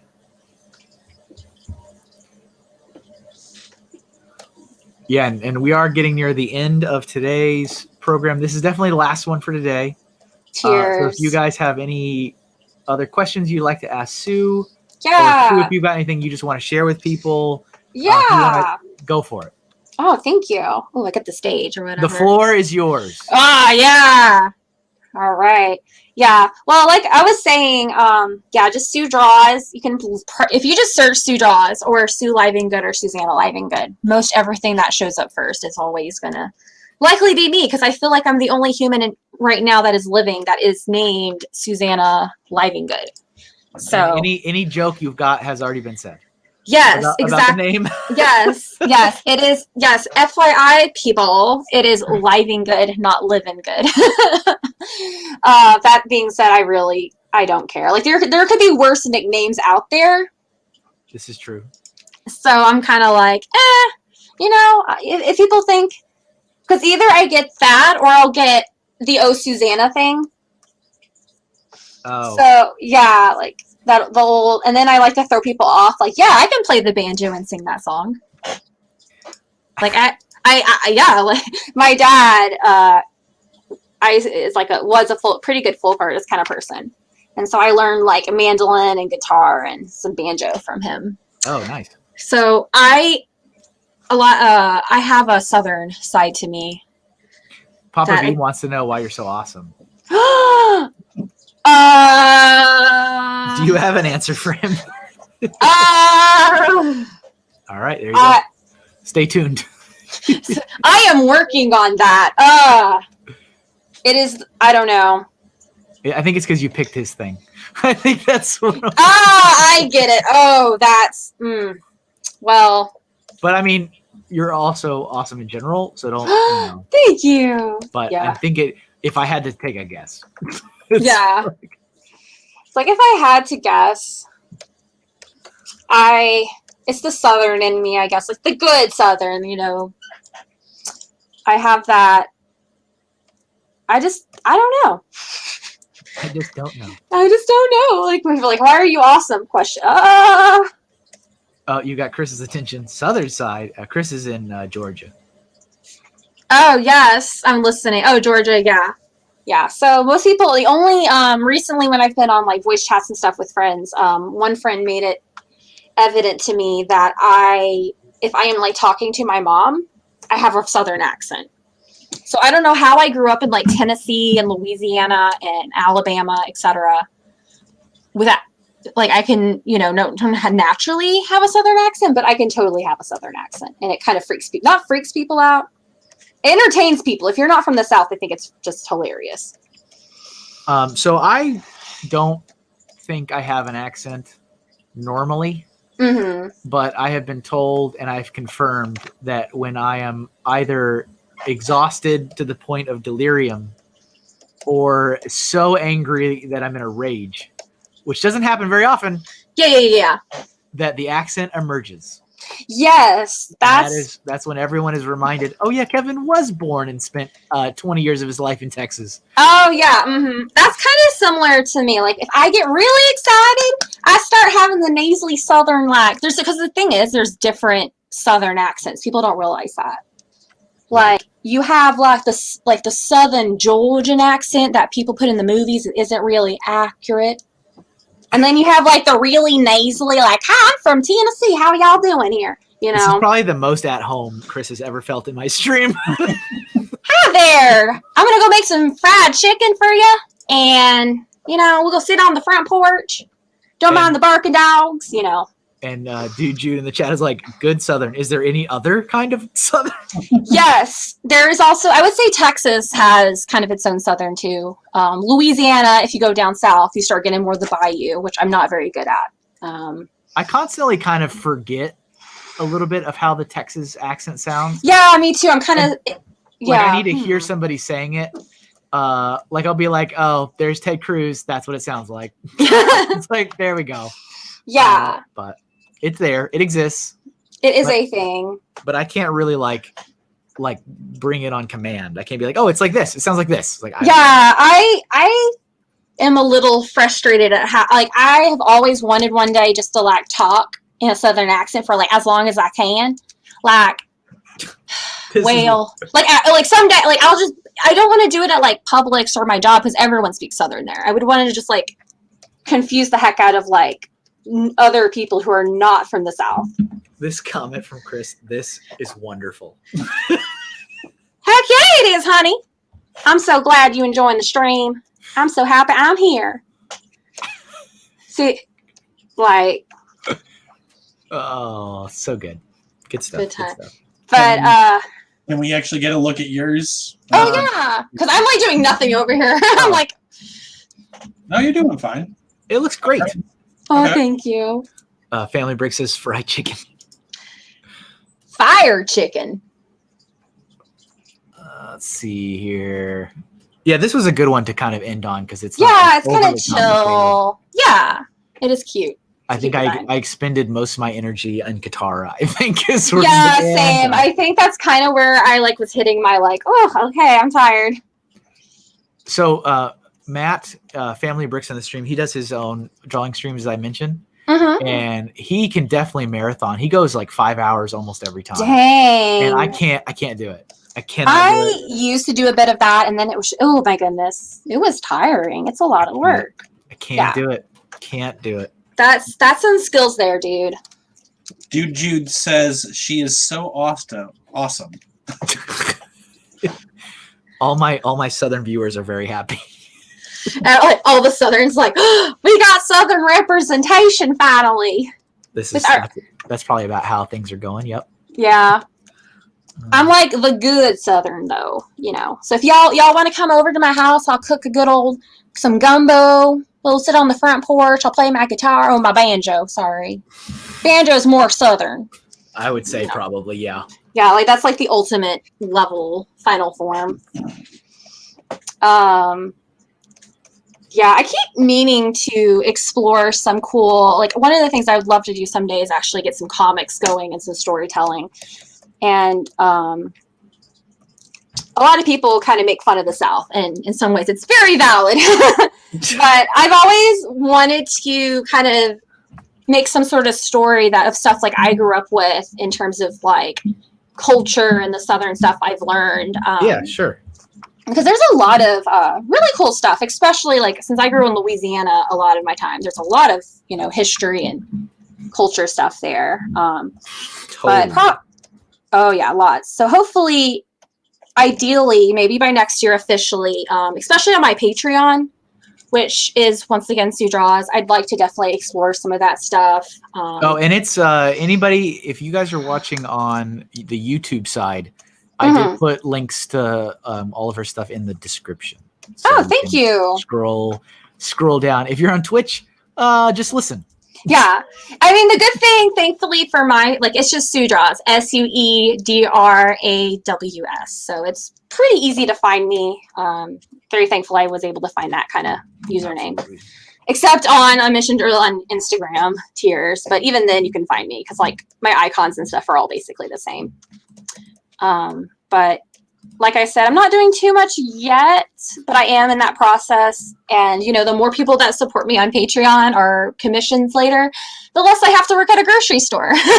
Yep. Yeah. So if you want, hashtag keeps you away from a grocery store. Out of the grocery industry. Out of the grocery industry. Yeah, definitely, or even follow me, stay tuned, because I definitely have a lot of stuff kind of brewing and working on. So it's a good time to jump in. Absolutely. Matt is over here joking. Is Twitch still a thing? Yes, it's still a thing. Yeah. Yes. It is. When you get enough of a you can, like you've talked about this before, there's software you should be able to run that can integrate the chats, but yeah, like I've forever I've wanted to go fully into like OBS and have the nice overlays and all, but like my machine cannot handle it. Yeah, mine struggles a lot with that. So honestly, this StreamYard is fantastic. That's great. No, it's worked like perfectly for the whole year. I mean, there's no issues with it. Yeah. It's just kind of like I was telling somebody, it's perfectly fine. I just don't have all the bells and whistles. Like that's sometimes less is more, though. I mean, honestly, in my experience of marketing and art, less is going to get you a lot further a lot of times, visually and that kind of stuff. Yes. So it's kind of just on the, it's part of the future plans. Oh yeah. As things, if I can upgrade to getting like a machine at some point. But it's another one of those things where I don't necessarily need it. So it's just like it'll happen when it happens. Yeah, totally. So I'm just finishing. Let me switch over yours again. Let's see what he's. Yeah, nothing too much here. Oh gosh, I started talking to my Southern Saudi. It's starting to consume me. Yeah. Oh my goodness. It's so much that you started just doing it naturally there. I don't know. It's like a Jacqueline Heitzler thing. I don't know. Oh no. Oh no, everybody. Have you ever you've never been to one of the Brick Fair Alabama shows, have you? I haven't, and it's so crazy because I'm only like 2 or 3 hours away. I was gonna say it's not far away. No, it isn't. And for some reason, every time, and I have people, they'll message me, be like, "Hey Sue, come to Brick Fair Alabama," and I'm like, "Yes, totally." And then just life happens, and I just can't. Right, that happens. So yeah, but it is funny, because I've been a lot more active. I mean, Virginia, and that one's really far away from me. Well, I mean, and that definitely, in terms of having the peeps from the Bionicle world, that's gonna be, if you got a budget and you got to plan one trip, that's gonna be the one. I get that. Exactly, for sure. But yeah, I definitely would love to do something for Brick Fair Alabama. I don't know what's gonna happen, next year. for Well, anything. Alabama's canceled for next year. Oh yeah, I figured. So it's January, so unfortunately, yeah. Oh, I didn't realize it was that early. yeah, It's a little wonky there, yeah. it's like end of January. It's like Martin Luther King weekend. Yeah, So it's like that end of January, Mhm. kind of early. I think it's always January. Maybe there's 1 or 2 years it was like February, maybe, or first weekend or something Something like that. So I'm just putting the last touches on this, and then we'll be all done for today. Yeah. I just want to put he's got like these little white diamonds on the necklace collar thing. That I want on there.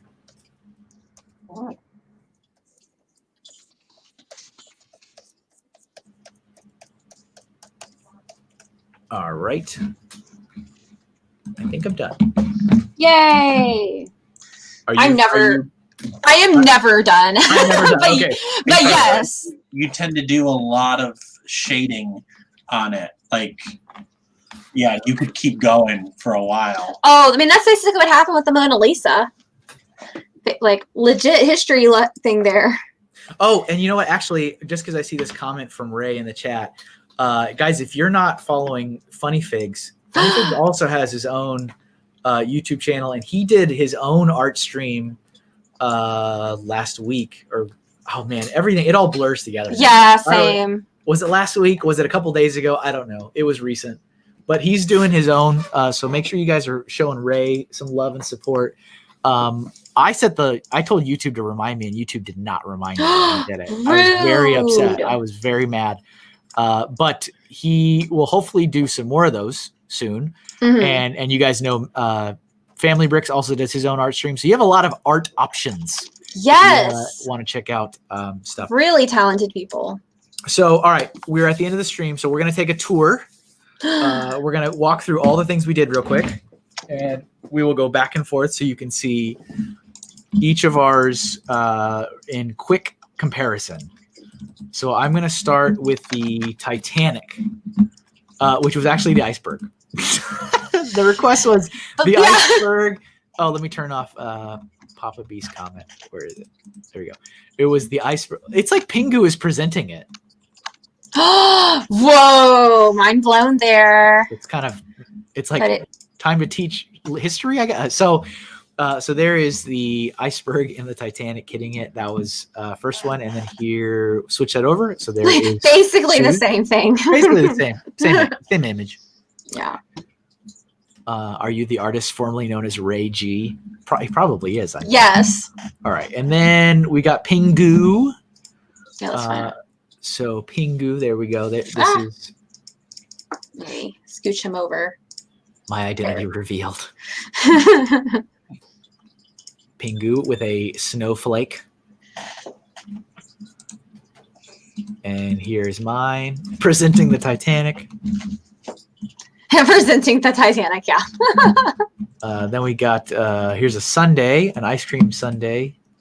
Oh yeah, we had the sundae, which oh gosh, where did it go? I know, Matt. I was actually made that comment about how you had done the Titanic and then also Vanilla Ice. We kind of avoided that one like the plague. We did. We really did. I was like half wondering if it would ever happen. I'm just like, okay, what a shame. I was like, nah.